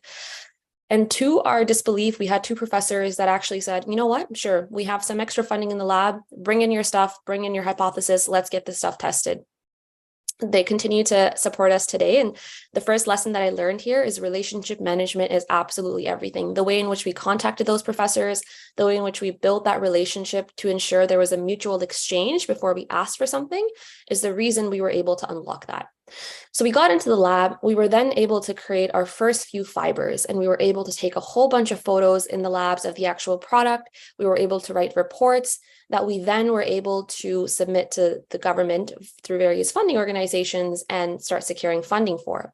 Now, lesson number 2, when it comes to funding, it's not meant for startups like us when you're just a couple months old and don't really have a real business. But if you ask really nicely, they might just allow you to apply. So we actually were not applicable for any of the funding that we actually applied for. But to get around that, we would write letters to the folks that were the decision makers that were on the board or would make exceptions to allow people to apply. So before we even got the permission to apply, we would have to write these letters, have them make an exception, and then go against all the odds, submit the application, and then through, just sheer kind of grind work, we were able to get these grants that we were never eligible for. Those grants unlocked a lot for us. We were able to progress the research, and then hit April of 2020 where COVID happened and our lab shut down for months and months and months. This was our biggest scare. We were confused as to when labs would open up. Our technology really couldn't progress until labs did open up. And although we could have spent this time saying, okay, you know what, we've given ourselves half a year, maybe let's just wrap it up. Where are we going?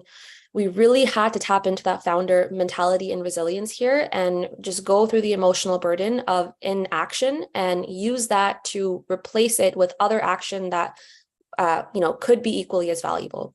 So what we did instead is in that time we spent on our laptops doing a lot of market research when we couldn't spend it in the lab. We talked to customers, we talked to the ecosystem to understand what is the fiber that we're creating? Does it truly add additional value to your incumbents or your replacements? And how can we create a better fiber? We had people look at the material. We went to various mills to understand how we could plug and play when we were permitted to do so. And at the end of the day, we realized, okay, everyone's asking for synthetics. Everyone's asking for polyester. Why are we not trying to gravitate towards those materials when it's the most used? It's the one with the least alternatives, and everyone seems to need these properties.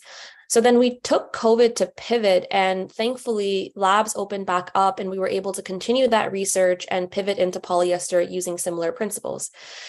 We worked on polyester for a bit and were able to make significant progress. We, again, continued working in those labs, had now had the ability to secure additional government grant funding, and walked away with a replacement that we thought fundamentally could replace polyester if we could build on the innovation and scale it. So at this point, we're on this high. We have a lot of resources, but resources are starting to dwindle. These grants are starting to run out, and you can't really get more grants if you don't already have funding in the bank. So we knew we had to join some type of incubator, some type of program that would give us more money, more time, and connection to investors when we virtually had none. So we applied to everything and got rejected by countless incubators and countless programs.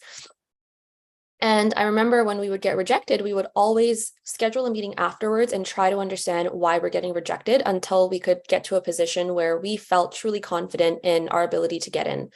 CDL, Creative Destruction Lab, was one incubator where we finally got to that point after doing a few other incubators like Next Canada, Next 36, at CSI and a few others. We got rejected from CDL, and this was the one incubator in our eyes that really could make or break our technology. So when we got rejected, instead of saying, okay, you know what, this didn't really work out, we wrote a letter to the founder of CDL and said, hey, here's why you should let us in anyway. Didn't quite work. We got waitlisted though. And once again, by some miracle, we got that call that we were off the wait list and we were into the program. We walked into the program with a bunch of Harvard PhDs, and we were like, it's clear why we did not get accepted or invited. We are so kind of imposter syndrome really kicked in. We really don't belong in this room. And it was a real mentality shift in terms of kind of setting the caliber and the buy higher for ourselves. But regardless of that imposter syndrome, we actually came out as one of the top companies out of CDL that gets a very unique opportunity to do what's called Super Session, which is basically get access to all of the investors in the entire global network, which then allowed us to raise money, which then allowed us to hire PhDs and various folks in the field, and then kind of led to us being a formal company. We then incorporated and kind of did all the formalities, and we had what started off as a project and an idea to, all right, we have a company now. So that was the first year. It was a hard year full of a lot of ups and downs. And the biggest lesson we learned is resourcefulness and tapping into your network by really creating a value exchange to get things when you seemingly don't have much to give back. There's always something that you can give back, and it's all in how you wrap up that value proposition. So that was the first year. We're now in we crossed year 2, year 3, and year 4. So I'm about to take you to the slide that shows the graph for all of the years that followed year 1. Behold, this is what the journey looks like right now.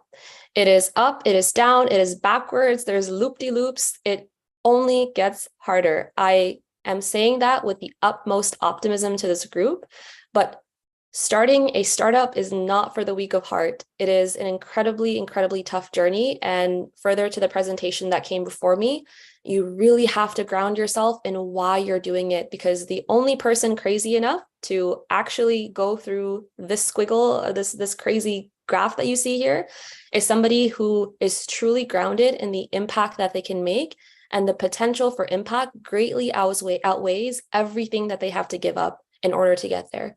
So strap up. The graph only gets squigglier and squigglier and squigglier, but there is a light at the end of the tunnel, and you just have to use those ups to really leverage yourself through the trenches. All right, so I have about 5 minutes left, and I want to end with some of the lessons that were learned as a result of that. And I want to caveat this with, we're a young startup, we're a young team. I am an entrepreneur for the past 3.5 years. I'm still learning lessons every single day. So there's a lot more to this, but here are just some of the ones that I was able to learn.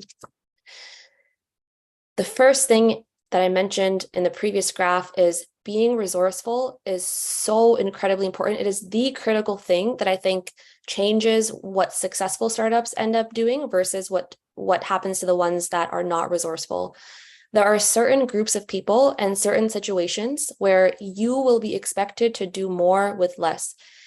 I don't want to get into kind of deep philosophy here, but the reality is that if you belong to a marginalized group, whether you're a person of color, whether that's because of your gender, your sexuality, where you're geographically located, that plays a big advantage or disadvantage. Resources are not an even field. You will be expected to work harder and do more with less. But you know what that does? It actually makes you a far more resilient and better entrepreneur than anybody else who has things, nobody has things handed to them, but who doesn't have to cross as many hurdles to get there. So just know that you do have to work a little bit harder to get there, but it's going to be worth it because it's building a founder that is incredibly, incredibly resilient. Number 2, this goes hand in hand with number 1, but you have to make your own seat at the table. It will not be offered to you. Once again, this is compounded if you're living in a country that is not really, if you're not in San Francisco, there's any other country or any other area outside of where investors live, you do have to work a little bit harder. And that seat will just simply not be offered to you. You have to demand it, and you demand it by being the absolute loudest person in the room. I know that's a bit of a controversial opinion, but you have to make sure, of course, that you're using your volume with merit and with actual hard work that you can back up. But if you're not demanding your space, you're not going to get a seat at the table. What does that mean? If there's networking events happening in San Francisco, if you're able to hop on a plane, and of course, I'm talking about a lot of things that are very privileged, but if you have the ability to do this, go to the events where the people are that have the seats at the table, learn from them, and see how you can join their community to get a seat at the table. If you're in a country that is, is not in the ecosystem in which you want to grow your company, learn more about that country, reach out to those networks. If you don't have access to, let's say, the SF networking events, LinkedIn and online networking is a real thing. Reach out to people. I had to pay so much money. I remember when the company didn't have to fund it, I had to pay out of pocket for LinkedIn Recruiter and LinkedIn Premium, which felt like so much money at the time, just to message hundreds and hundreds of people on LinkedIn who had nothing to do with me. But I said, hey, you know what? You know a lot about this. Can I talk to you and build a relationship that can then help me understand who was around the table and how I could get a seat with them? Now, caveat that with, there is not one table, there are many tables. Just identify your table and understand that opportunities are demanded and you have to make your way to them. They will not come to you. So do not wait. If you need a business opportunity, if you need a resource, if you need funding, it will not come to you until you're taking the action to get there. So do not wait. All right. Continuing controversial opinions. This one is a big one. You're setting the bar too high for yourself. Now, you want to set the bar high, right? You want to be someone who outperforms. But the thing is that if you are somebody who is a high performer and is working hard, you're going to be resilient, you're going to be hardworking, you're going to be durable, and you're going to have grit, regardless of where the bar is. But a lot of the times, folks have imposter syndrome where they've set the bar so high where they say, okay, in order for me to fundraise, in order for me to scale, in order for me to get my first product to market, I have to have a laundry list of things and they have to be done to perfection. And we fell into this trap so many times. We could have raised our round so much faster. We could have raised such a large round. We could have learn that progress is so much more important than perfection. And the only thing that is paralyzing you is because, is my internet cutting out? Am I back? You're good. Okay. By setting that bar, you're creating an impossible hill that you can't climb. And when you have no line of sight, it's very difficult to take the incremental steps to get there. So I don't mean don't work as hard. Continue to improve and continue to increase the caliber of what you're doing. But don't think you need to boil the ocean to get there. Boil a cup of water and build upon that. Okay, wrapping up with two more things, and then I know I'm at time. This is something that I'm still learning. Do the hard thing. What that means in the context of building a startup is there are certain business decisions you can take that will always feel harder, that will not be as profitable in the instance that you're doing them. And they're the harder thing to do, but you have to do them and you have to keep doing them. There's a lot of people in this room that are building clean tech startups, that are building climate tech, things that are focused on impact and growth and changing the world, which is amazing. You're already doing the hard thing. The chance of you and I succeeding is significantly less than anybody else in this room that is doing a value proposition that is solely based on a buyer-seller relationship. You don't have to build a business that's creating fabric out of food waste to do the hard thing, but you can make seemingly hard decisions in your business when it comes to forks in the road that feels like the right decision. It can be something as simple as using renewable energy for the factory you build, using diverse suppliers when you're trying to build out your supply chain, advocating for the right issues, and really being a key member of society. One thing that I truly believe, and again, this is it's a very unpopular opinion, but when you sign yourself up to be an entrepreneur, you're not signing yourself up to be a business person. You're signing yourself up to be somebody who makes a key difference to this planet. That's by using your resources, by using your decision, and by using your voice. So don't just do the hard thing if it optimizes profit. Do the hard thing to optimize impact, and profit will follow. Of course, take a balanced view and ensure that you're satisfying your stakeholders. but your business will grow if you do the hard thing. If you're not doing the hard thing, you simply are not an entrepreneur. Starting a business is a hard thing. You're only going to succeed if you continue to do hard things. Okay, I know I have a minute left, so last thing. I'm getting a little bit ahead of myself because this quote is relating to somebody who, is free or has a lot of power and so forth. And I know I'm working my way to that, but all of us in this room have some level of privilege, some more than others. So I want to emphasize that if you are free or if you have power, your obligation as a leader, as an entrepreneur, as someone who's signing up to raise their hand and say, hey, I'm going to make this earth a better place, is to empower somebody else, is to give a voice, a platform, or a resource to somebody else. It could be something as simple as attending this event and being a mentor or a judge or a speaker, whatever it is. Your job does not stop at your company and your own growth. Your job is to make this world a better place and to empower those that are not as privileged. So with that, I'm going to wrap up, but I'm just going to take this time to acknowledge that it is a really, really hard time in the world right now. There are a lot of things that are happening that are incredibly difficult to watch through our screens. And once again, your job is not to cure the world, but as a leader, your job is to speak up when things get tough. It's to give a voice to people who are struggling, whether those are the people that are struggling in Ukraine, that are being oppressed in Palestine, what's going on in Venezuela, Afghanistan, Haiti, and so forth. Politics, people say politics don't belong in business, but if you have the power to take a stand, if you have the power to give marginalized people a platform, just know that that is your responsibility. With that, I'll end, and thank you so much for your time. If anyone wants to chat afterwards, you know where to find me. Thank you so much.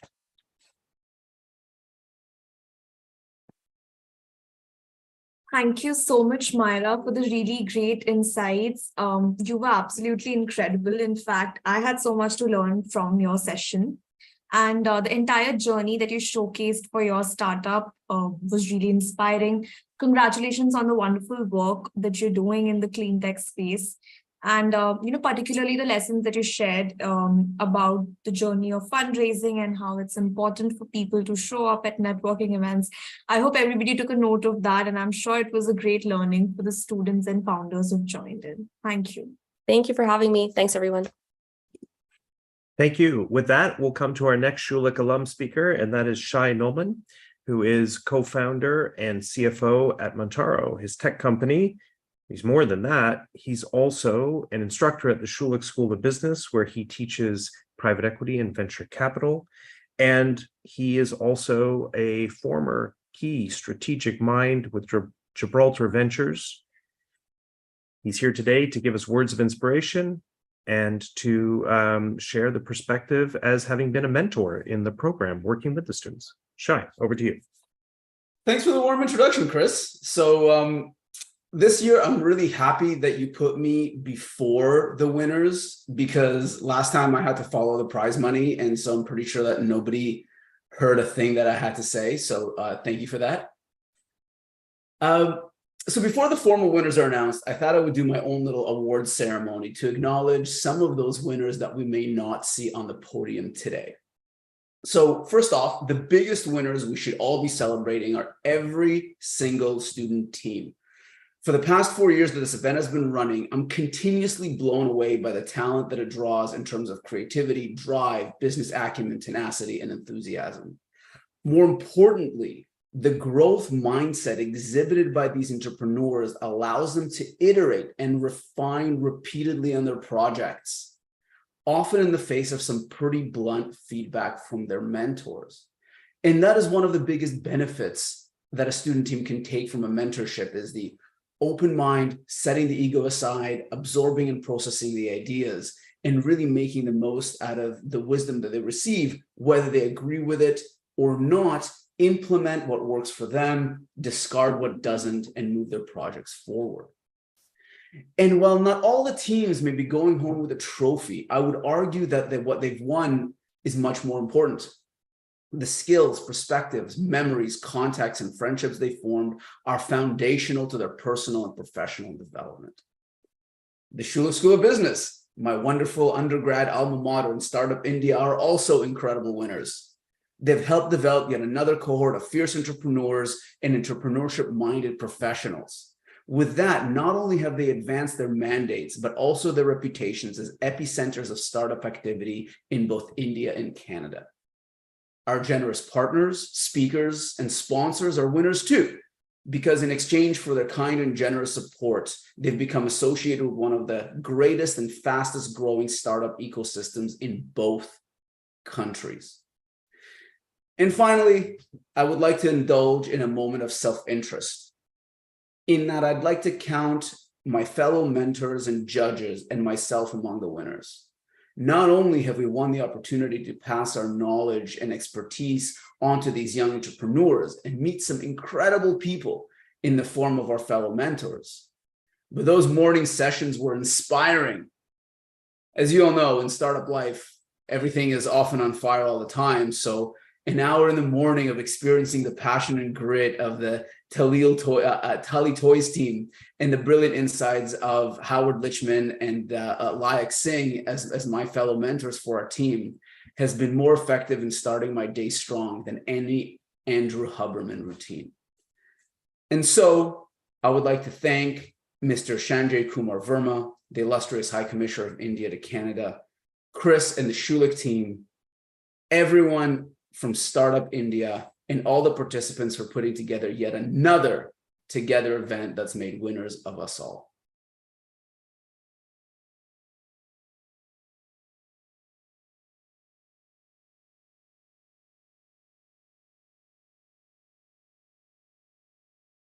Thank you so much, Sheikh. I think it was incredible for all of us to hear you talk about the experiences that you've had here and how the bonds you forge here through these mentorship sessions, and it goes beyond just the years of your university or startup in that case. But it's been great to hear from you. Thank you so much. Pleasure was entirely mine. Thank you for having me. All right, thank you. Those are some dynamic speakers and some great messages that I hope we're all holding with us. Now, at this point, we are going to welcome Nina Gessa to the stage, the Economic Development Officer for the City of Toronto. The City of Toronto has been an inspired partner in this program from day one and has been ready, first group other than ourselves in Startup India, to put up their hand and say, we're in, we'd like to help you make this happen. And they're a dynamic supporter of the Schulich Startups community as well. So Nina's going to join us. Here's what's happening next, everyone. I suggest that all the students who were competitors turn your cameras on. You know why? Because if it's you, I want to have your faces on video recorded in the moment where you are announced as one of the winners. So Nina's going to give us our second place winner and our first place winner after a few comments and words from the city. And then after that, we will, students, the second team and the first team, you'll each get a chance after you're announced to say how you're feeling. So be prepared and ready to be brought on video if you're the winner. And then we'll have the judges come back and share a few thoughts on each of the teams and what they really liked about your presentations. They put some thought into that. So Nina, over to you. It's great to see you. And in yet another opportunity that we're working on together to build the startup space and the name of Toronto out in the world. Welcome. Oh, you're on mute there, Nina.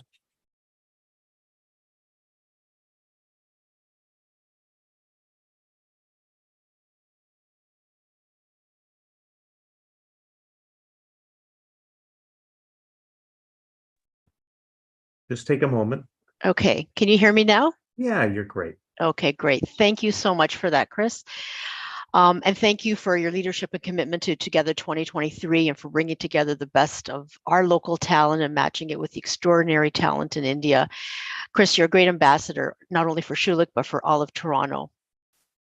And thank you to all of you, all of the budding Indian student entrepreneurs, the Schulich students, the Indian and Canadian mentors, trainers, and global leaders. The pitches today were really, really remarkable and really showed a real depth of knowledge, innovation, and creativity. So well done, and kudos to all of you. The city, like Chris had stated, has supported the Schulich School of Business's global program for a number of years now, and it's easy to see why. The program has engaged hundreds of students and countless mentors to make the success it has become. It brings together two flourishing ecosystems and really builds deeper connections between us economically, socially, and culturally. And creating these deeper ties with our ecosystem partners is important not only for building our economies, but it's equally important in building a really inclusive society. To all of the students today, I'm not sure what to say. You are all winners. You have all seized this opportunity and have undoubtedly learned a lot and made some really meaningful connections along the way. The caliber of the pitches were extraordinary. I was expecting wizardry, and I really, really got it today. So thank you so much for having me. Thank you for participating, and thank you for all of your hard work. It is really, really remarkable to see.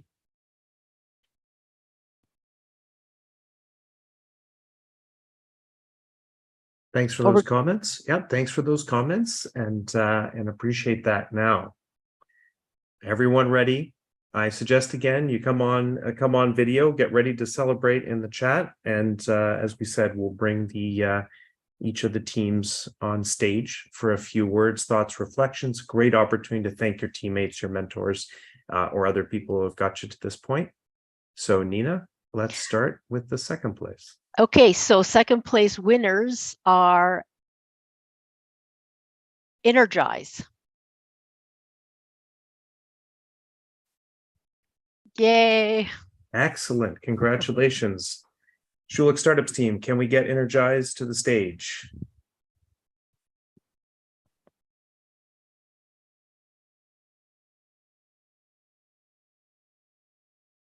You know, in the physical world, we'd see them like running from the back of the room right now, like slowly, like celebrating the way up to the stage.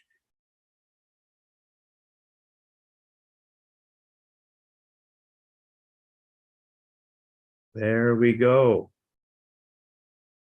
Welcome, welcome, and how are you feeling? And let's give you an opportunity to share your thoughts. Second prize, as everyone knows, is $5,000, and you'll be celebrated and supported throughout our ecosystem. So how are you feeling? Thank you so much, Chris. It feels amazing. It has truly been a transformative journey, and I'm so thankful to all the Schulich team members, our mentors, which we were assigned. We really had, very insightful discussions, and these discussions were not just for the competition, but it went beyond that. So they were giving us advice where we are right now, and a lot of amazing discussions that happened. So it really helped us refine our pitch, have a bit of a perspective, how our product is being perceived, what were the shortcomings, how we can, improve on that. So all in all, it has been an amazing learning.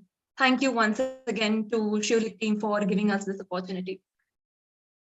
That's great, thank you. And we'll also, if there's a member of the Schulich team who wants to throw in a word or a comment about your experience, and congratulations to your founder, please do. None of you are shy, I know that. I'm happy to speak on behalf of the Schulich team. This team was fantastic. From the moment that we met them, we realized that this was a strong company with super strong founders that already had a really good pitch coming in. And then working with them over the past week has been phenomenal. We've gotten a chance to refine the pitch, make it even better than it was coming in.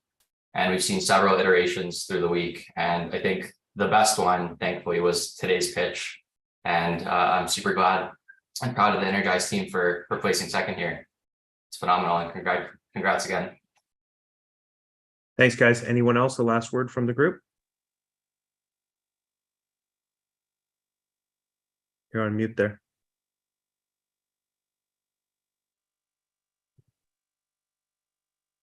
Still on mute, so we'll have to just give us a big thumbs up that you love them and they're great. Thanks, everyone. Okay, judges, of course, we're going to hear from you on each of the teams when we wrap up towards the end, to the end of this. So Well done, second place team, energized, fantastic. Now is the big moment. We're going to go to the first place team announcement, and I would turn it back over to Nina. Okay, I wish we had a drum roll here, but the first prize goes to Klimek Labs. All right. There we go. Let's get the team back on stage to accept. First prize is a $10,000 prize, and you already told us what you're going to do with it, what you're going to spend it on in your pitch. So how you're feeling? We'll get some of the Schulich students on stage as well too. What are your thoughts? I'm speechless for a second. I think like I'm really happy. I'm really in lots of words right now, because now we would be actually be able to build our product, take it to the market, and it's I mean it means a lot. Like thank you so much, guys. It means a lot. Thank you so much. I mean, thank you to the Schulich team.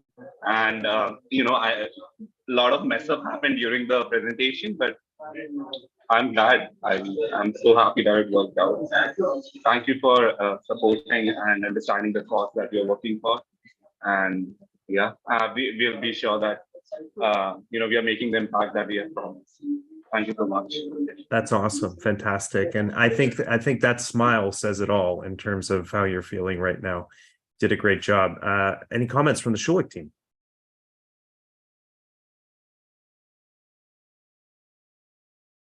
Schulich Startups team, do we have eyes on anyone from maybe if you're on the Schulich team, you could put your hands up digitally so we can bring you on stage? Yeah, we have it has been a great journey. We have worked. Initially, we thought that the product was very good and the pitch and all were pinpoint, but with our mentors, we actually did a lot of work and the hard work has paid off. And big congrats again, Indiran. Big congrats to you, man. Congrats to us. Thank you so much. Thank you so much once again. Amazing. Thanks, guys. Hey, now for the other 4 teams that we have in the competition, have a little surprise for you, which is that when we were in the semifinal judging, one of the semifinal judges asked about the prizing and then asked if the other 4 teams were getting anything, and then threw in on the fly $2,000 and said divide it up amongst the 4 teams. So every one of the teams will be leaving with the prize today.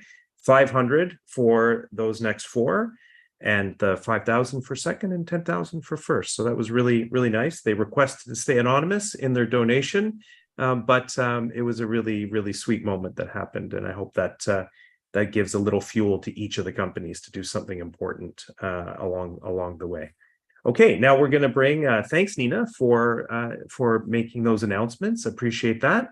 And we appreciate everything that the City of Toronto does for us and does for this program. And I love the fact that you came and spent the time to watch the pitches and get to see this enthusiasm and brilliance in these young people that are working on what they're working on. A lot of people don't get to see the stage before all this, where many of the things that you saw today were a 1-page Word document, right? With this is what I want to do. So there's a context that goes behind all this. And those of us who are behind the scenes get to see how far communicating this idea comes in a very short period of time. So thanks for helping to make that happen. Hey, judges, we're going to turn it over to you now to take us through your comments on some of these teams. And Naaman, are you up first, or is someone else up first? Sure, yeah. Yeah, I just want to say a few words on behalf of the judges. First, we're really thankful to be part of the Together program.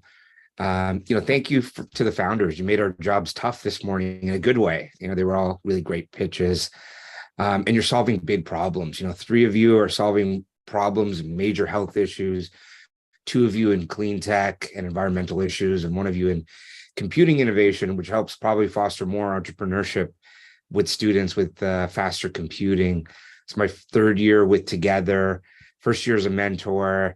and saw firsthand as a mentor the great work that the Schulich students did with the founders. Definitely shows in the pitches. The judges kind of thank you for that, really making it sharp.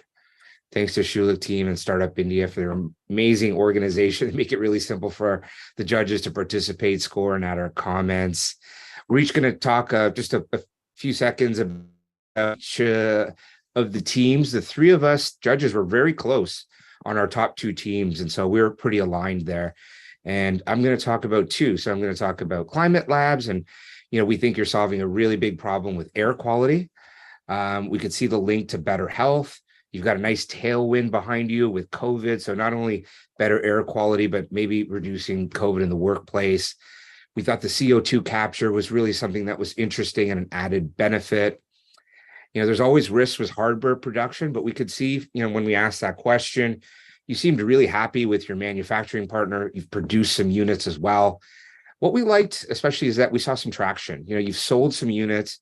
You've got these long waiting lists as well, which kind of show that there's product market fit and there's demand for your product. And we found the founders were passionate about the problem. I'm also going to talk about Womantastic. I love plastic recycling. My first year as a mentor, I worked with a team called Ricks, and they were taking plastic bottles and recycling them into stronger bricks. And I thought it was a really interesting concept, and they ended up finishing second in the Together contest. We like how the founders found a problem that not only removes plastic from the earth, but that can be used for a useful manner. We think you did a really great job of picking something like 3D printing, which we think is a huge growth area, that will continue to have tailwinds as well from a demand perspective. I think constructively is one of the things as founders, all founders, is that you can sell a product before you build it. And that's what we tell our founders.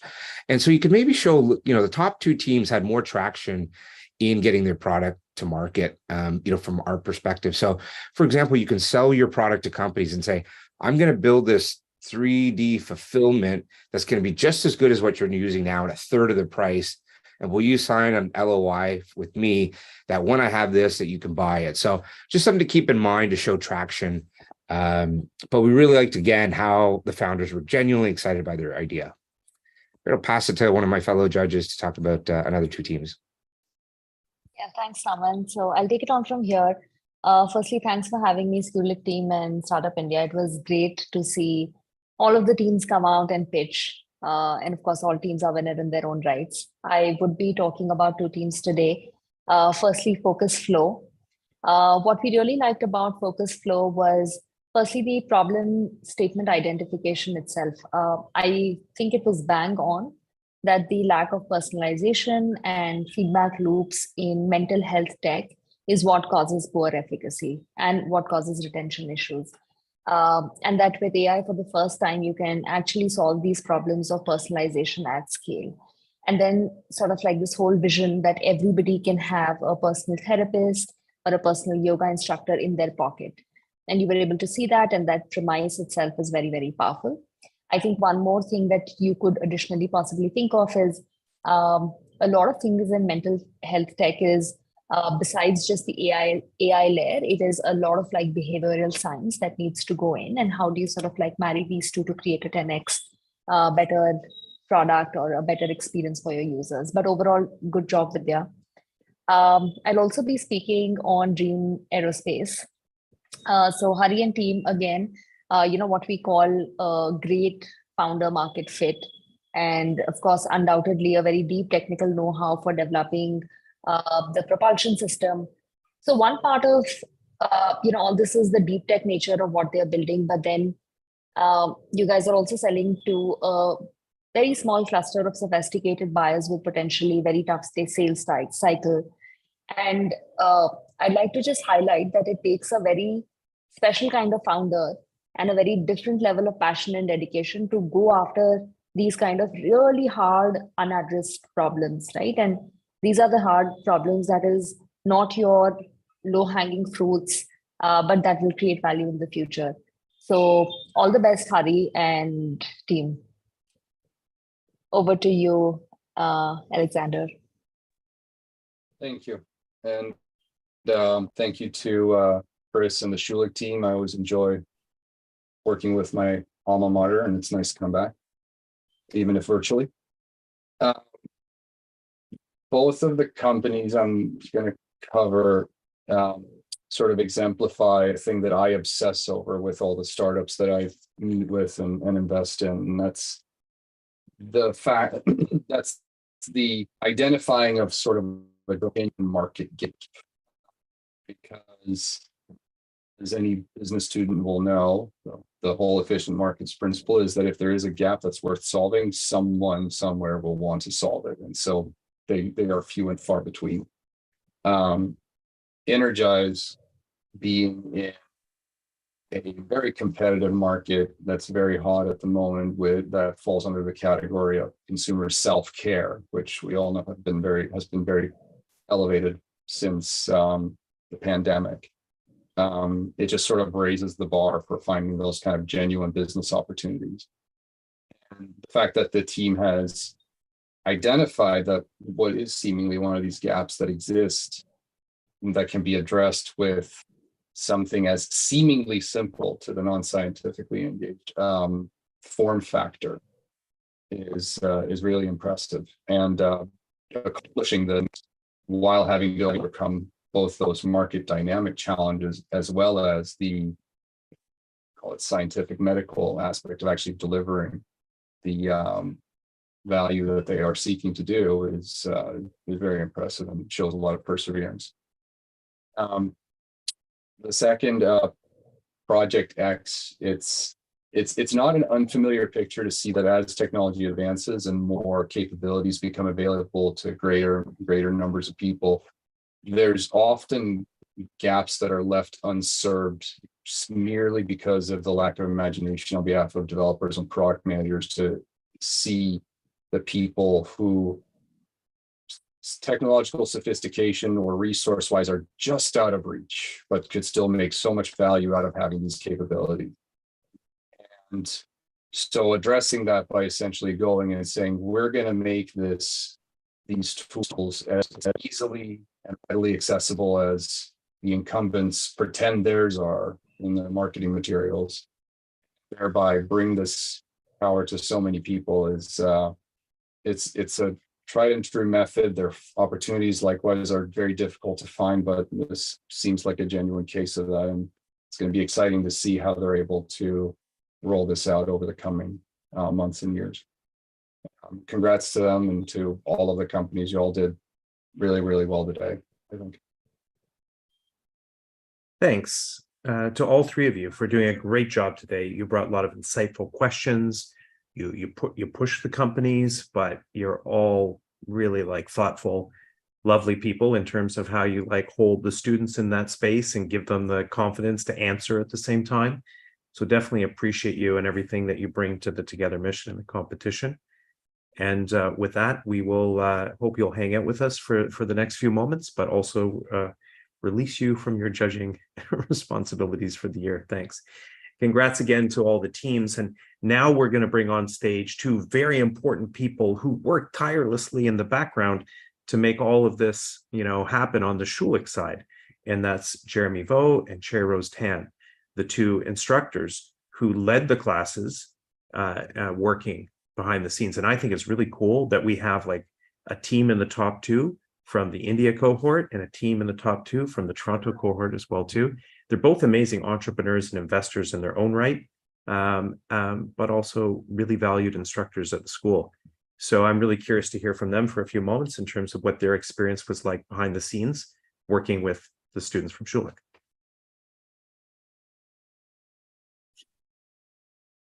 Yeah, thanks for having us, Chris. I think one thing I'll say, and likewise, I was excited to see that there was, I think, a team from the Toronto sort of MBA representation, but then also from the India MBA as well, the Schulich campuses.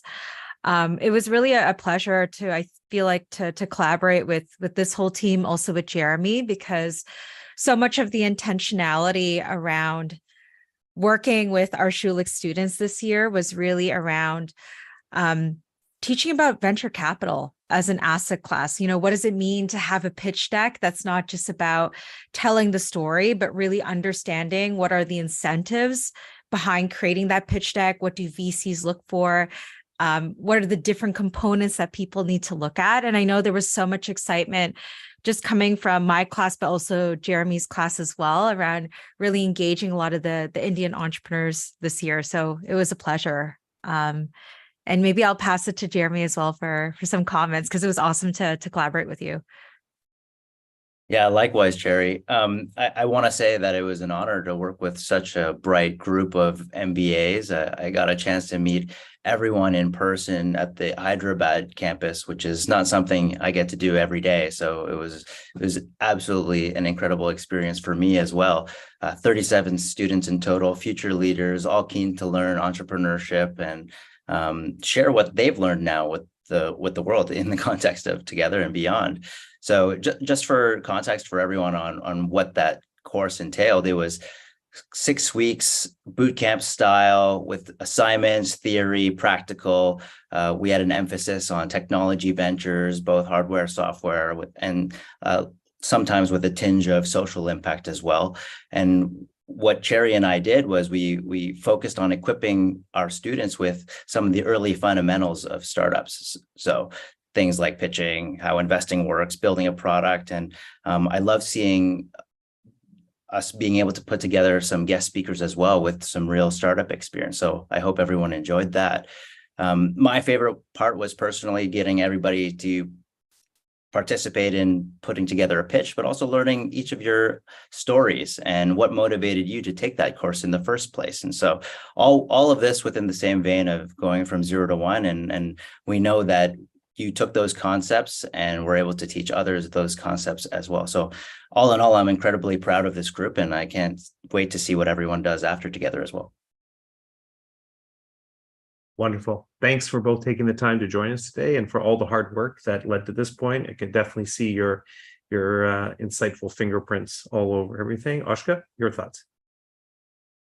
Yeah, thank you so much, Sherry and Jeremy. I mean, it's truly wonderful to see the very nuanced efforts you put in day in and out to make this program as impactful as it is.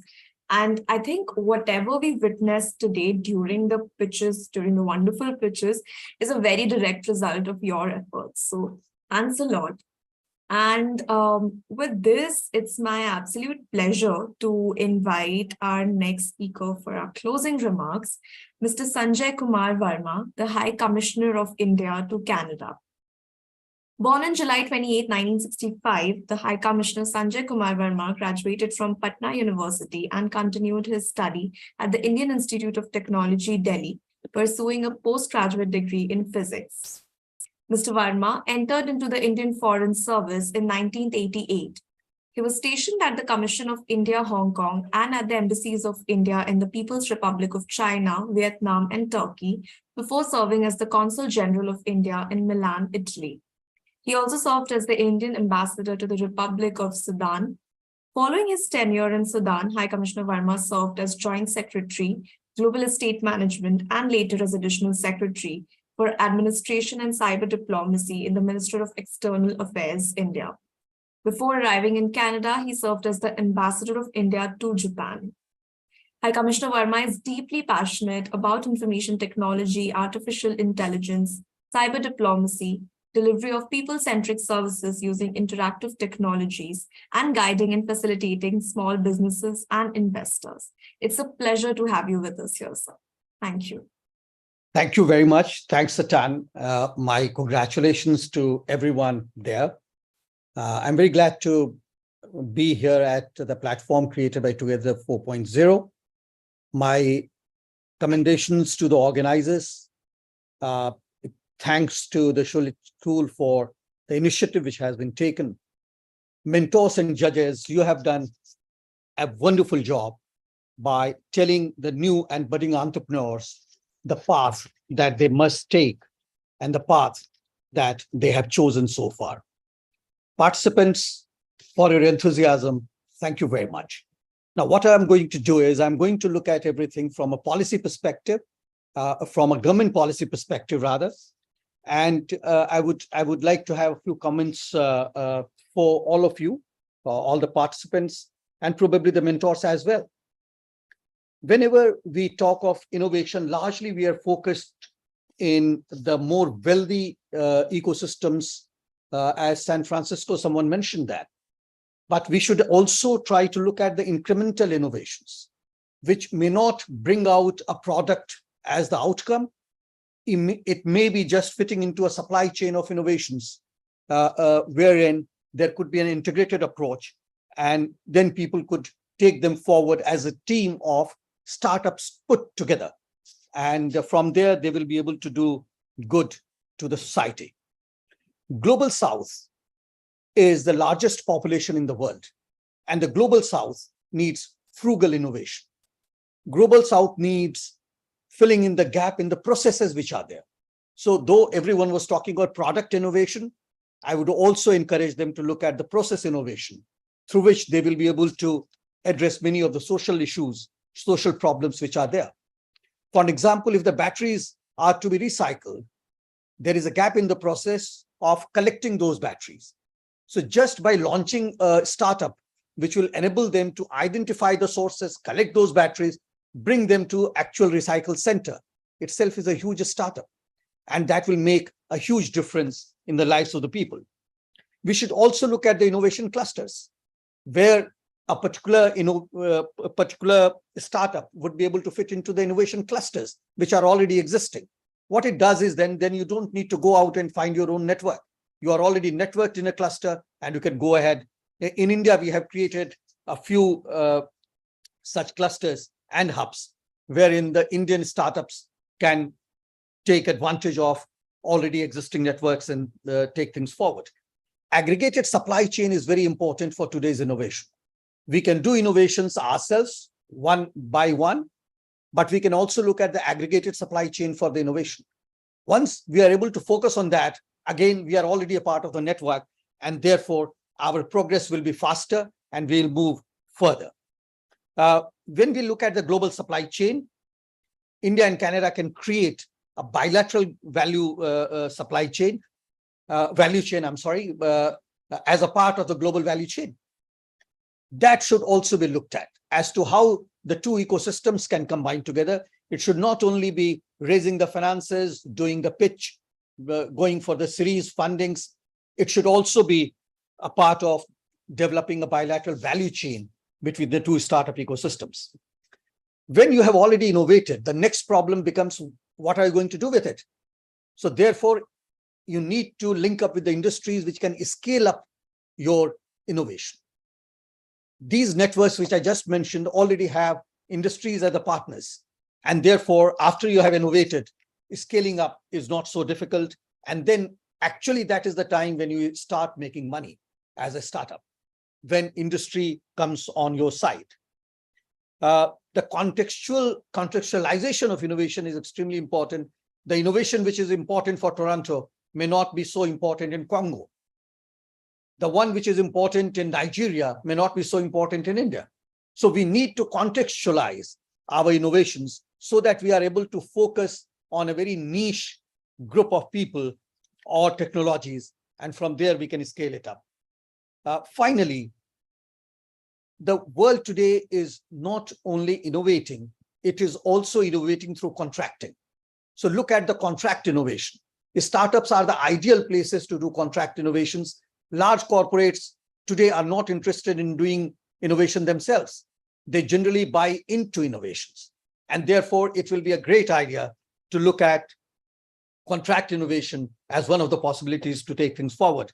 And finally, when we talk of raising financing and funds, we should also look at those platforms which have been created globally, particularly in India. There are many which also promote crowdfunding. So do crowd fundraising. It is easier, and you are able to go just to one platform, do your pitching, and things come up. I was a mentor for two of such startups, and I'm glad that both of them are doing business today with Canada and the US. Thank you very much for having me here today. Thank you very much for listening me out, and I wish you all the best. I wish all the startup participants all the best who will be taking our bilateral relations forward. Thank you very much. Namaskar. Hi, Commissioner. Thank you so much for being here today.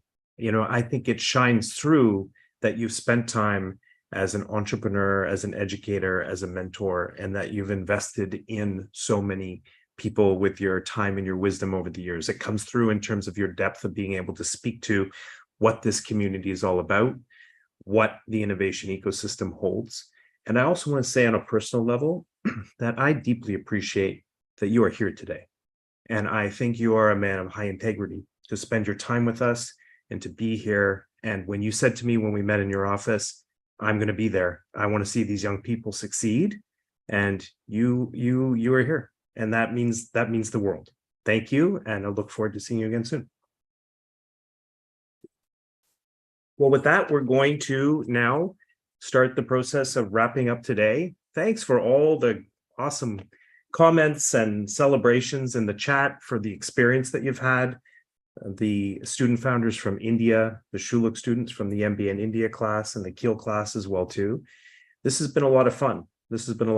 And I think that the outcome has been inspiring on multiple levels, on the academic level related to what we've built now into the program with the school, but also really inspiring to see the companies that were here today, also the companies that came through to the top 17. You know, we don't want to forget them, because it wasn't easy watching those judges make their deliberations to get to the top 6. There's an incredible group that's like nipping at the heels of the top 6 that's right behind. I'm already imagining when I'm listening to the top 2 teams today, when I'm listening to the other 4 companies that pitched, Ashka, I'm already imagining them being back with us next year in class, back with us next year in opening ceremonies or in the finals, and continuing to follow their journeys. It's really exciting. And I just want to say how much I appreciate you, how much I appreciate the entire team from Startup India, Shivangi, Dr. Sarabi, and your whole extended team for the continued effort behind the scenes that you've made to make this a great, fun, and successful partnership. Why don't you share your closing thoughts with us, and then we'll send everyone off to their nights and their weekends. Sure. Thank you so much, Chris. First of all, a huge congratulations to Climate Labs and Energize for this wonderful feat, and to both these teams as well as the other 4 amazing teams. We just really like to take a moment here to applaud how far you've come. It's definitely not easy to come to this level of preparation in such a short span of time, and to so confidently pitch to our amazing judges. So the journey has just started, and we're really, really excited to see where you go from this point with your ideas and innovations. It goes without saying that this is not just a collaboration between 2 institutions or organizations, it's a collaboration between 2 countries as well. And the fact that this whole program, all of its components happen virtually, round the clock, dealing with different crazy time zones, it's absolutely amazing. And it also goes on to show the determination and commitment with which both sides of students really work on the ideas. And that itself, I believe, is really inspiring, and it gives you and us the energy to, further work towards this. I would really like to extend my heartfelt gratitude to everybody who joined us, Mr. Sanjay Kumar Verma, who's the High Commissioner of India to Canada. Most importantly, the Schulich School of Business team, Chris, Q, Shrey. The way you work tirelessly to make this happen is commendable, is inspiring, and this would not have been possible without you. To all the amazing judges, mentors, speakers, everybody who's been a part of this initiative, thank you so much. Thanks, Ashka. I appreciate all of that. And just as we wrap up, I want to say also a thanks to my own team, to Rakshith and Martin and Chelsea and Vinod, Solomon, Jessica, students who were in the previous working with us through the summer to help make this happen. But most of all, I hope that Shrey is available and can come on stage here for a moment just as we wrap up. Come on screen. Shrey has come on stage with us here. Shrey, man, you've worked night and day, and with a brand new baby in your arms that's only 5 months old now. Did I get that right? Very just turned young. 5 today. So what a day to be here. Oh, okay. So right on. Yeah. So, congratulations for that. And you've done that with your baby in your arm, sometimes texting me with one hand while we're working on stuff up in the middle of the night. And you are such a great person, man. You really care. You care about these students. You care about what happens for them. You care about Schulich, and you love and care about your family. And you've held both those things together at the same time and managed to pull all this off while still being there as a dad for your kid and being there as a father for your wife. So I just want to say how much I appreciate you and everything you've done to get us to this point. And with that, thanks to everybody for sharing your time with us today. Congratulations to all the teams. And as anyone knows, when you're working with Schulich Startups and working with me, you're going to get a knock on your door soon, because we're going to have you back to do some interesting things. Have a great day, everyone, and have a great evening to everyone in India. And thanks again. Shout out to everybody too. We're just hanging back. If you want to chat or throw in some comments, we are here to support you.